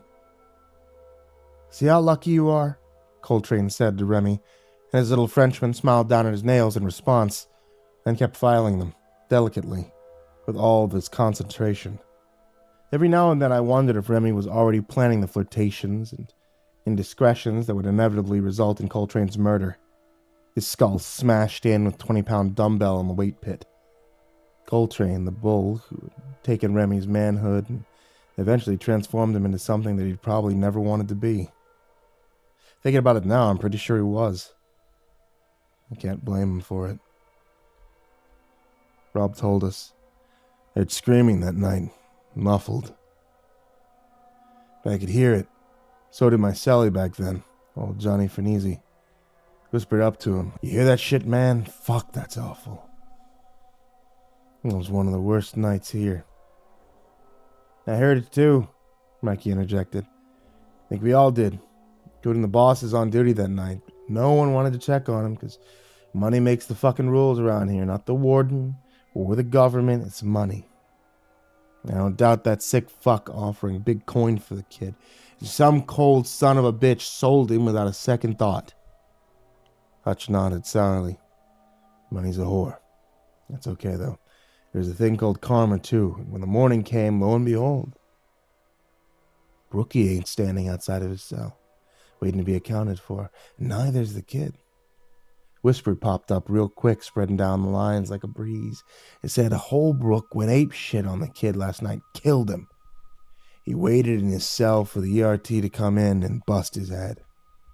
The boss, doing the head count, paused at Holbrook's cell. Every con craned his head to see what was going on, what was going to happen next. All of us in unison. I seen the hack pull out his radio with one hand and his club with the other. He starts talking real fast into his radio, right? At the same time, slowly walking towards the door of Brookie's cell with his club poised to bash a skull in like he's trying to ward someone off. Starts yelling for their hacks to get the fuck over there pronto. They all came thundering past with their keys jangling, their boots clomping. And we all got ordered to step back into our cells with empty bellies. I heard him down there at Brookie's cell yelling into their radios, stomping around. Then I hear someone barf. Hear the puke splatter on the tiles. We had to stay in our cells for a few hours. And there was a lot of bitching. I mean, I remember just being totally, completely pissed at Holbrook, me and Johnny F. We assumed that he'd gone psycho on the new fish, cut the kid's throat while he was fucking him or some shit like that. But then some of the emergency response guys come wheeling past. What the fuck? This gurney. And when they wheeled it past us again, you could have knocked me flat with a pea shooter. It was Holbrook strapped in there, not the kid. I only saw him for a few seconds. I remember his face was fucked. Mostly gone. Stripped right down to bloody sinew and bone. No skin or muscle left. Oh my It's god. fucking gruesome. Kind of gasped out loud, even closed mouth. Crooked nose old Johnny F. had to look twice and say, what the fuck? The only way I knew it was him was the hair. Big greasy mop of it like a caveman. The sheet covered the body. It was soaked right through with his blood. I think the rest of him must have matched his face. Nick whistled and said, fuck, man, that's hardcore. Then sparked another joint. We floor dwellers had almost forgotten about the discomfort of our numb behinds and tingling feet. We'd forgotten the lockdown and the power outage and even poor Stutters, who not only died a violent death, but had died with his ass blocked up by a cystic sore the size of a human fist. Mikey and Hutch were telling a story, and we were living it. You know what I mean? We were right there. Mikey said, it must have been 5 minutes later, the cops are rolling this crazy-looking thing down the block, and I'm like, what the fuck is that? To my cellie. He doesn't know either. Before too long, they roll it past again, and I'm like, oh shit, look at this. You ever see Silence of the Lambs? The dolly cart thing they strap Anthony Hopkins to when they're moving him. Yeah, that's what it is. And they've got the kid strapped to it. Bite mask and everything. Oh. Kid's just soaked in blood. Okay. Man, it was dripping off his clothes. I could hear it spattering on the floor behind him. Left a trail on the floor. They let us out for breakfast about a half hour after that, but then it was almost lunch. We got served the fucked up mix of warm lunch, cold breakfast. There was more talking going on than eating, though. Everyone was saying the same thing we were all saying. What the fuck did that kid do to him? Most people thought he must have gotten a hold of Brookie's shiv somehow, then sliced the fucker right off. Whittled him right down to the bone. But Brookie was a really big dude. Guy was a crazy motherfucker. How was a skinny little bitch like that overpower a bad dude like Brookie so easy? I mean, we don't know. The joint traveled around the floor folk and was then handed up the bunks. Mikey hit it hard and made that funny choking noise older guys sometimes do when they hold a big toke, nasal and strangled. He gave Nicky the thumbs up and blasted out smoke like a grizzled old dragon. It's pretty good, Nicky. Good score. Gotta get some more of that. Yeah, kid. He got rolled off the hole in his fucking Hannibal Lecter dolly, and they had him super tight lockdown. Nobody even catches a glimpse of him. Had the kid on 24-hour watch. The whole works. A couple trustees tried along with the hacks, asked what happened to him and Brookie, and they got told to mind their own business. Mop the fucking floors. The kid in the hole for a week, then two, then, I don't know, month. All the while, ain't no one heard a peep out of him getting charged with murder. There was a rumor going around that the coroner said in his report that Holbrook had died from a heart attack. Maybe his heart seizing up was the thing that actually killed him, but sure. There wasn't any mention of what we'd seen carved up like a Sunday turkey, not at all. Mikey poured himself another round of refreshment, and the stink of the open bag made my eyes water. Hutch smiled a little. an action with no real humor behind it. Well, tongue's gonna waggle, as they tend to do. Pretty soon people were saying that maybe the kid wasn't natural. He did Brookie in with his teeth. He ate the fucker alive, like some sort of monster. Guys were even saying that the priest paid him a visit in the hole, ended up leaving with tears in his eyes. Actual fucking crying and shit. Couldn't say what happened. Just that he didn't want to talk to the kid never again. He quit. He quit working here not long after that happened. Just up and quit. And I heard that Padre ended up selling his house and moving away. Like, across the country. Somewhere far, far away. Mikey's iron gray beard split with a slight grin of his own. Now, here is where shit gets really weird.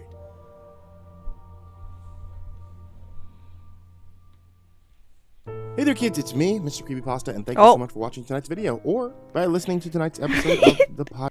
Let's switch up. Okay, Squeak wanted me to listen to my steps. I still don't know if this is a joke or not.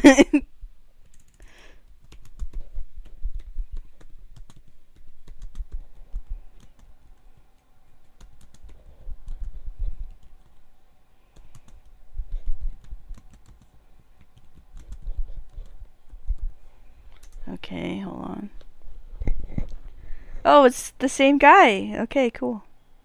2 months ago, 15 minutes. Okay. Step bro, can you help me? The word. Is this a joke? Are you trolling me right now?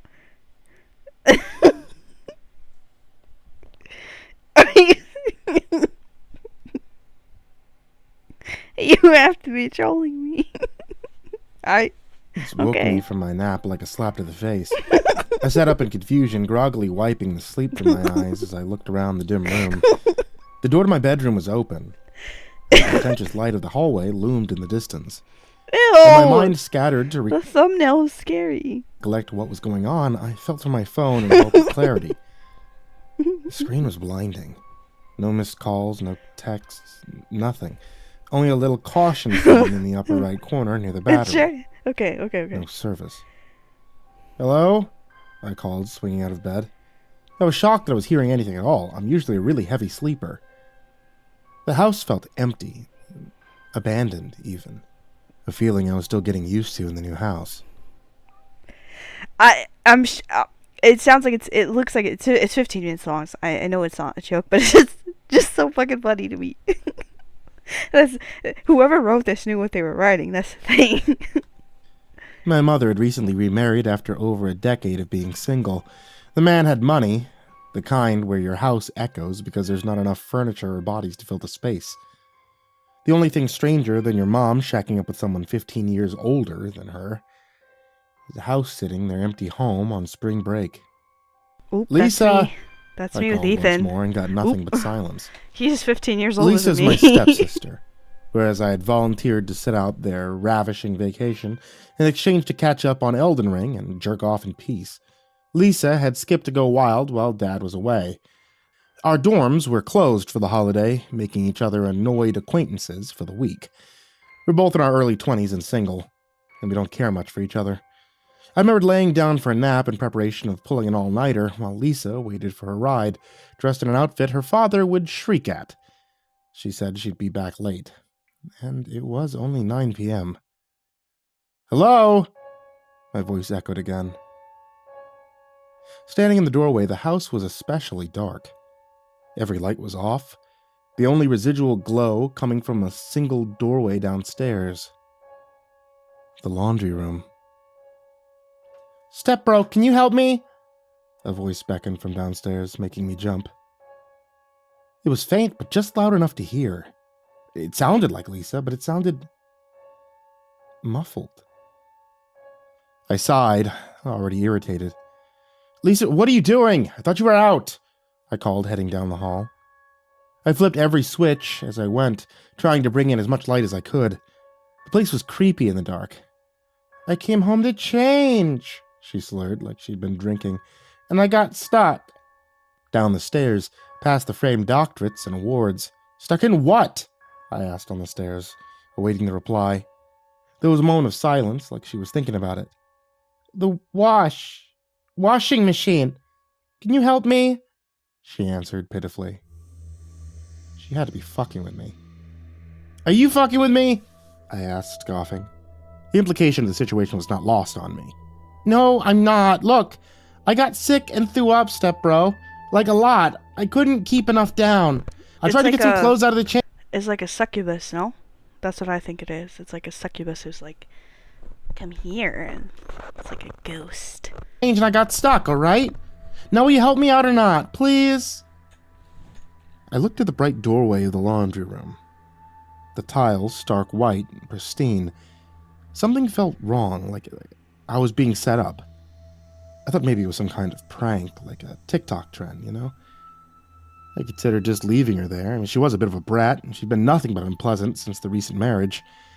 Just about to turn and go back to my room when she started to scream, Stepbro, help me out of this fucking thing, or I'll call the police and my father, and then you'll... All right, jeez. I'm coming. Settle down, will you? Stop calling me that. I sighed and hurried down the stairs, shuffling to the laundry room. Lisa cleared her throat like she was choking back vomit before muttering a muffled apology. Thank you. The voice was deeper and cracking towards the end. It is, it's a ghost. God, how much did you drink? It's a succubus. Early. Or I muttered, incubus? stopping when I rounded the corner to the laundry No, incubus is the male. room. The sight before me was... No, I'm thinking of succulent. ridiculous. The laundry room was so bright it was blinding. Overhead, fluorescents beaming above the clean floor and matching set of machines. The dryer and washer were next to each other, with a linen closet on the other end. Hanging out of the expensive front-load washing machine was Lisa. Expensive only her front-load lower washing. half visual. It was like she had tried to climb in and fallen asleep. Not only was she not stuck, she wasn't moving at all. Lisa? I asked, looking at her. The room was so quiet, it was unsettling. I expected vomit, spilled purse, something, but it was just Lisa in the washer, her hands tucked inside like she was using them as a pillow. She was wearing the same outfit she had gone out in, a striped bodycon dress so tight you could see her panty lines, and platform heels. Why One of the is he heels looking was at her missing, panty leaving a lines? single set of painted toes laying against the tile. Lisa, are you all right? I asked from the doorway, not wanting to go in. Help me, stepbro, I'm stuck, she said, her voice whinier than usual. Bullshit, you're not stuck, you're just laying in there. What is this, a joke? I asked, looking around the room for her phone, for the setup. But there was nothing but white, no cameras, no one hiding around the corner recording. No, please, I really need help, I swear. Lisa started to sob, her voice breaking to the point of babbling. Help me, stepbro, please. Except, she wasn't moving. Not even a little. It didn't even look like she was breathing. The inside of the washing machine was dark, and I could only see the faint outlines at the back of her head. Her bob, haircut, tossed and completely still. What's happening? It was all I could ask. The hair stood on the back of my neck, my palms sweating. The way she just hunched in there, not even spaghetti. Her feet. Mom. The same recited lines I don't know the repeated again. line. Help me, stepbro. Even as she laid face down, she looked pale, Give me the heebie-jeebies. sickly, and the harder I looked, the more it looked like her face was submersed up to her ears in what looked like... Help me. Blood. It felt like I wanted to puke. I reached in my pocket for my phone, a cold sweat beating on my forehead as I cleared my throat. Lisa? Yes?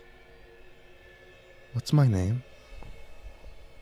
I pulled up my phone and unlocked it, bringing up the keypad. What? What do you mean, Step? She started, her voice starting to break character. No service. I wouldn't do that if I were you. Lisa's voice was deep and struggling, like she had a wet rag over her mouth. Her skinny arms reached to the mouth of the washer and started to pull herself out, and I could hear a trickling of I wouldn't do that if I were you. That's what I imagine. liquid from the matted No, strands I imagine. I wouldn't do that if I were you.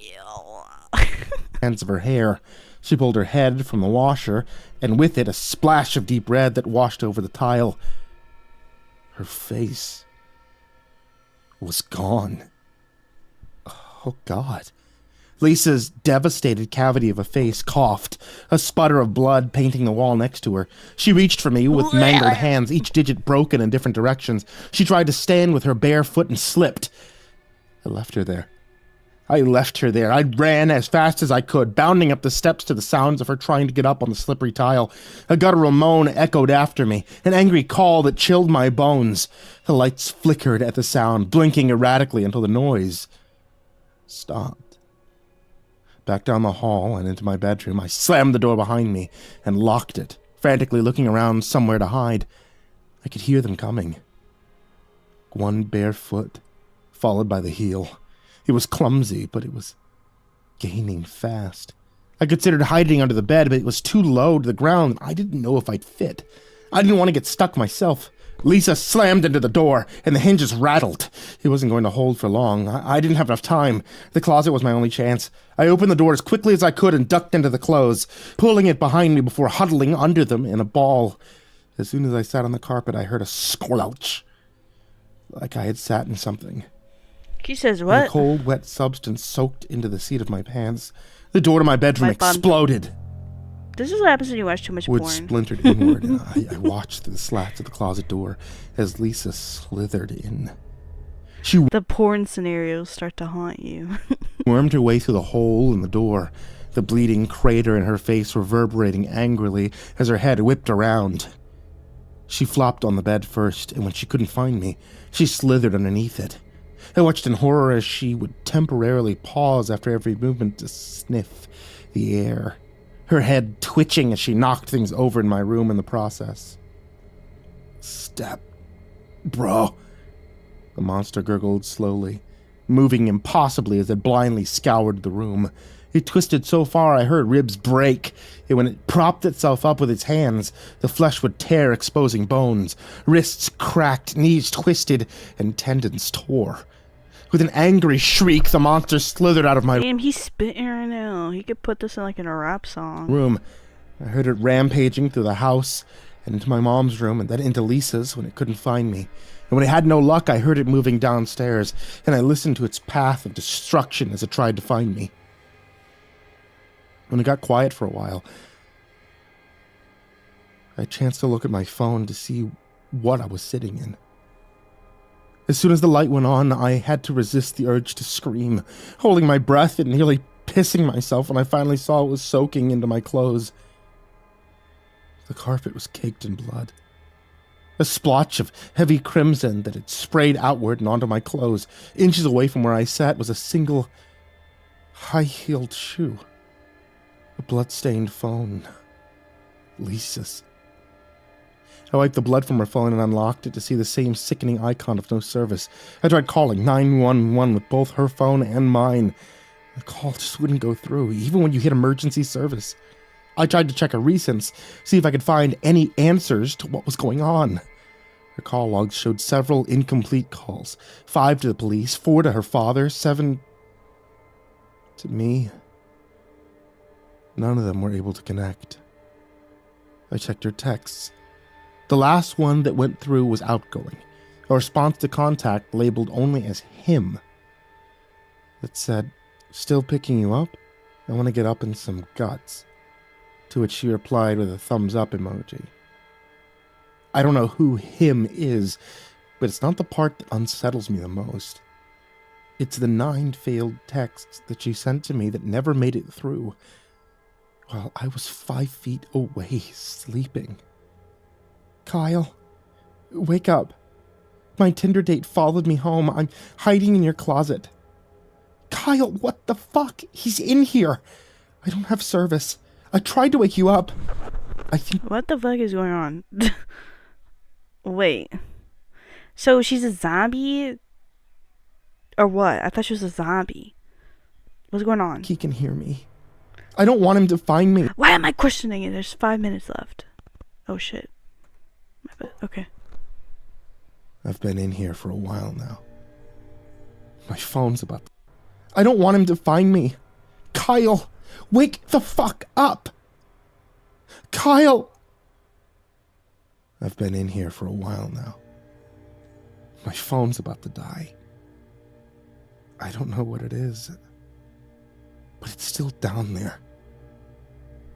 I would have tried to sneak past it, but it hears everything. I even had to mute my keyboard on my phone so I could type this out. I tried calling my mom, the police, my stepdad. Nothing will go through. It just says that I don't have signal.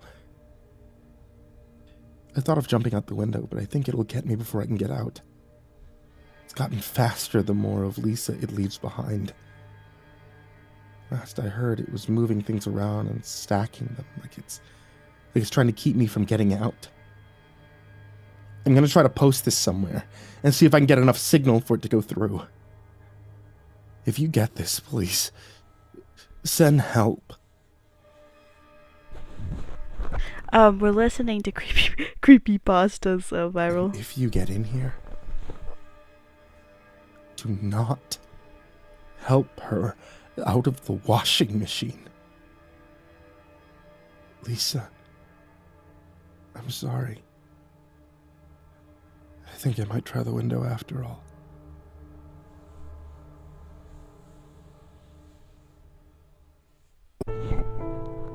Hey there, kid. Okay. Okay. I think my favorite story, guys, has to be this train one. Okay. Here. 1 second.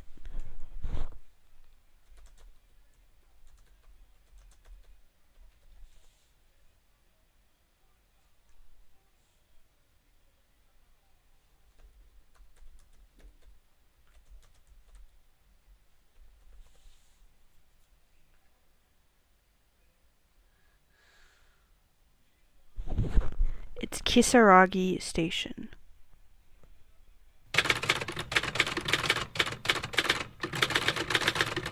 And I'm just gonna read this little tiny synopsis.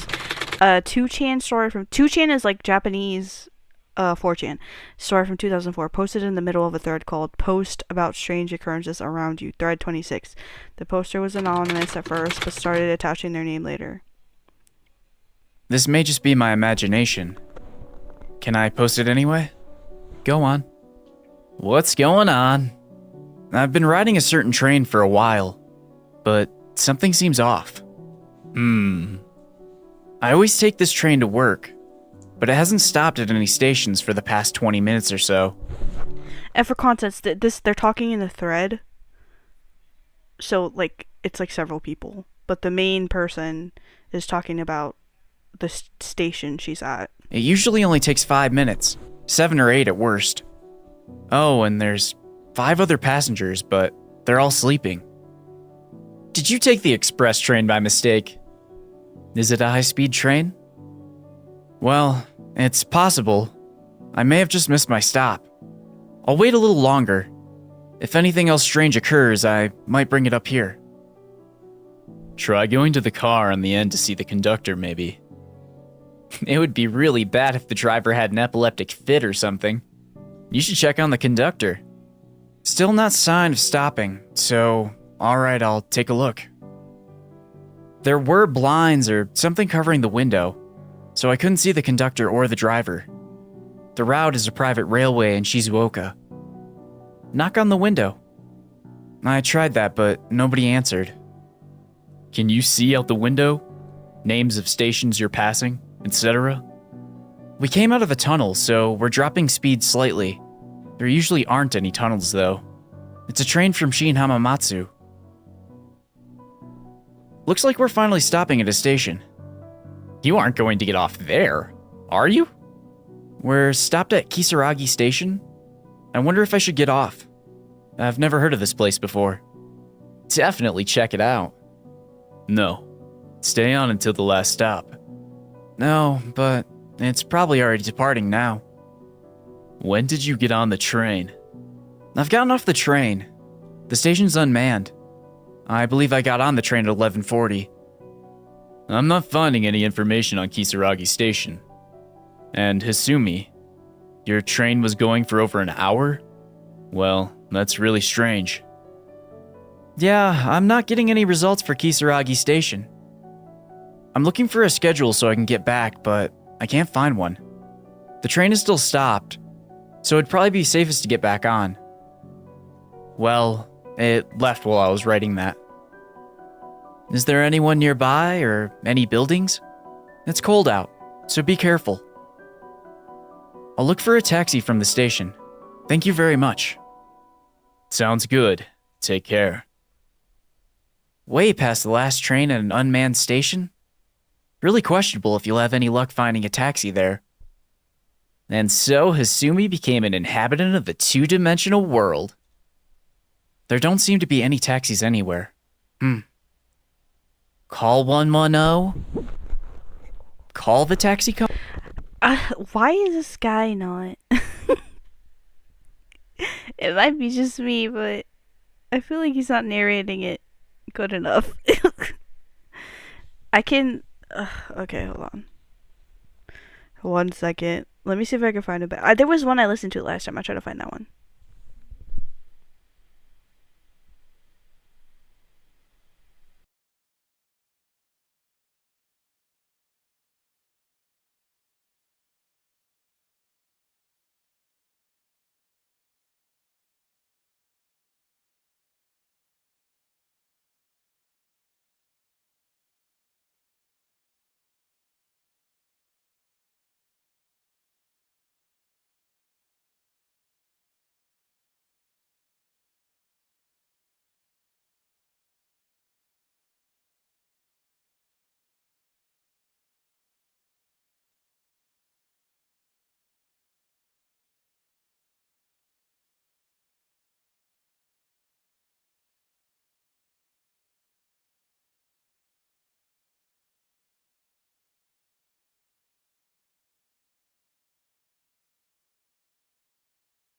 Okay, I got it. Sorry. My bad. Me use the phone to post these messages.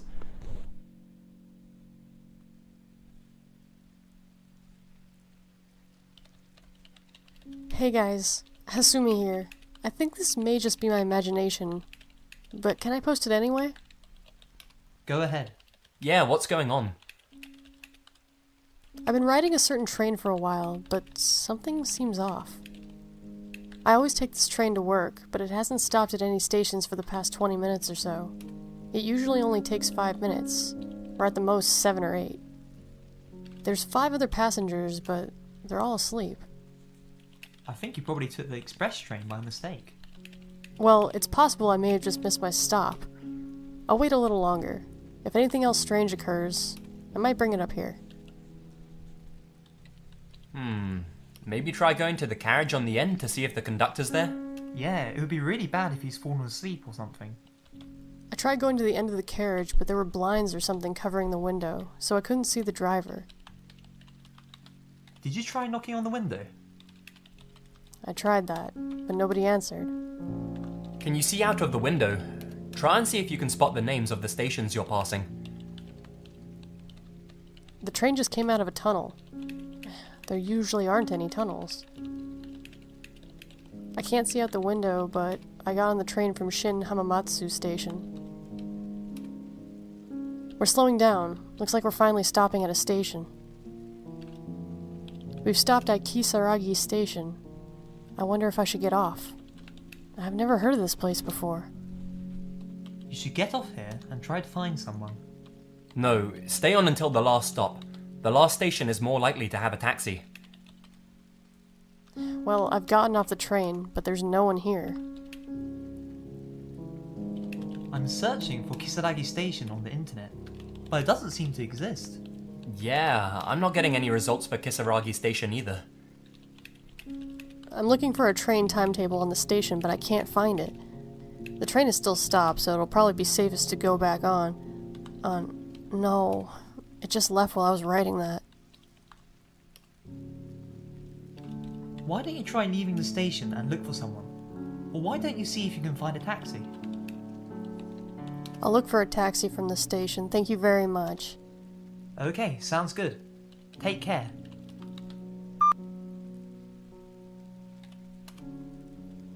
There doesn't seem to be any taxis anywhere. In fact, there isn't a single person or building. There's just fields and mountains and nothing else but darkness. Why don't you call your home number or the police? Or call for a taxi if you can find a number. I called home and asked to be picked up, but neither of my parents seem to know where Kisaragi Station is. They said they'll look for it on maps so they can come get me, but I'm getting a little scared. What about the others? Are you the only one who got off the train? I looked for a public phone, but there's nothing. And no one... This is scary to me because apparently this was all like on a thread, like on like a 4chan thread. And just imagine I take the train every day. Just imagine you randomly you stop at the station you've never been to before and there's nobody there. No one else got off. It's so Silent Hill. So I'm alone now. Sometimes they have phones outside the station. Looking into it. Apparently the name of the station is written with the kanji for devil, but it's read Kisaragi. Devil Station? Yikes. Why don't you walk back along the side of the train tracks? If you walk along next to the track, you'll definitely be able to get to another station. You're right. I didn't quite think of that since I was panicking. I'm waiting for my parents to call while walking along the track. I really just want to go back home. I really think you should wait until it's lighter outside before you do anything. Waiting all alone in the dead of night? And in some ominous place? Yeah, that's a good idea. Or going through a tunnel alone in the dead of night, and on some ominous train line. No, you're right. That's a better option. There's really nothing around here. All I can see are fields and mountains, but I think I'll be able to make it back if I go down the track, so I'll keep pushing on. Thank you very much. Treat this as a joke if you want, but is it okay if I ask for more advice on this thread if I encounter any more trouble? Of course. Just be careful out there. Just don't get lost, and be careful in the tunnel.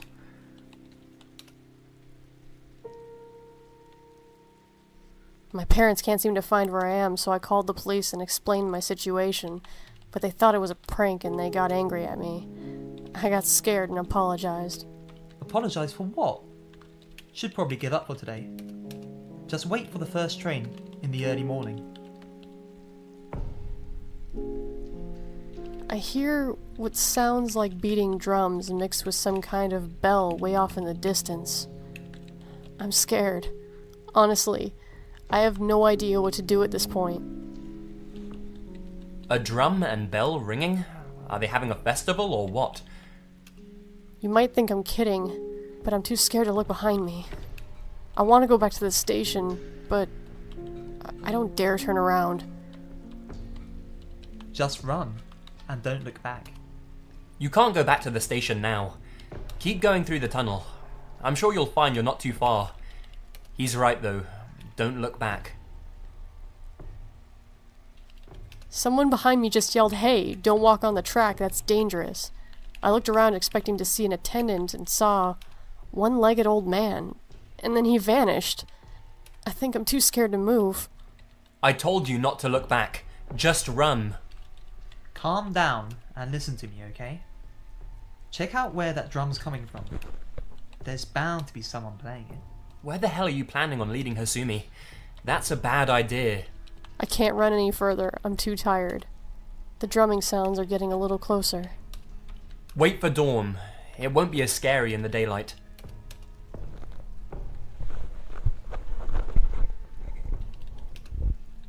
I'm still alive, but I fell and started bleeding, and I've broken a heel, so I'm sitting still on the ground. I don't want to die. It should be safe once you leave the tunnel and get to the other side.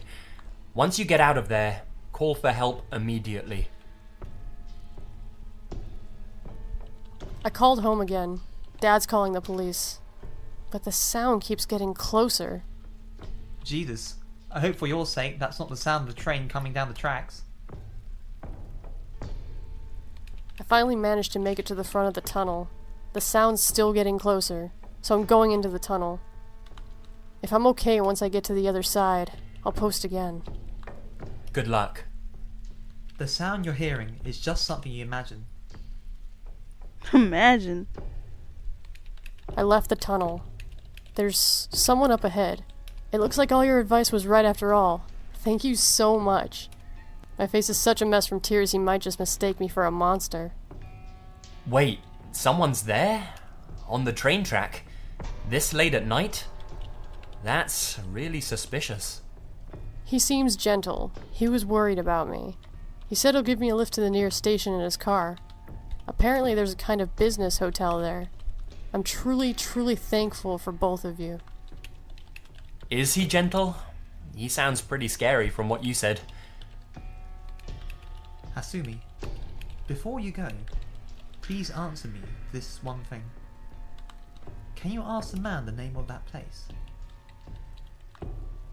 I asked him where it was. He said we're near a town called Hina. That seems extremely unlikely, though. We've been heading towards the mountains for some time. It really doesn't strike me as a place where trains would go, and he's stopped talking to me completely. Maybe because you're constantly messing with your phone. Listen, that guy sounds no good. Why is he by the track at this hour? Hasumi, listen to me. Leave him and run. Excuse me, Hasumi, ask him where Hina actually is. Hasumi, at the next available chance, get out of that car.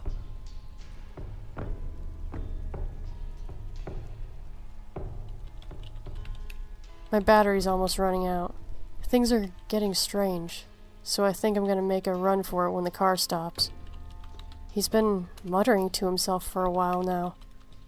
This is gonna have to be my last post. This was the last post from Hasumi on the thread. Despite attempts from the 2 other bloggers to contact her, they were never able to do so. Whether this was something paranormal, or whether Hasumi was simply confused due to a mixture of tiredness, stress, and fear, all that is known is that she was never seen again, dead or alive. The identity of the mysterious man in the tunnel remains unknown. Ooh, scandalous. Yeah, that one really messed with me for a while. I love stories like that, like the ones that don't have, the ones that are just unsolved, I guess. Yeah, I think that makes it creepier. When someone just disappears. It's fucking weird. So weird. Oh, anyways, I'm really tired. This was fun. Thanks for hanging out with me. Even though, like, the first part of the stream was literally just me almost crying over not being able to play Silent Hill. Even though I knew it was going to be hard to play. I literally read everybody saying, like, it's hard. The PC version is broken as fuck. And yet, I still tried. I'm going to have to, like, emulate it. But every time I try to set it up, the emulator doesn't work, and I don't know why. It always fails. I'm thinking I should just buy one, like a physical one. Oh my god, why can't I move this stuff? Okay. But yeah,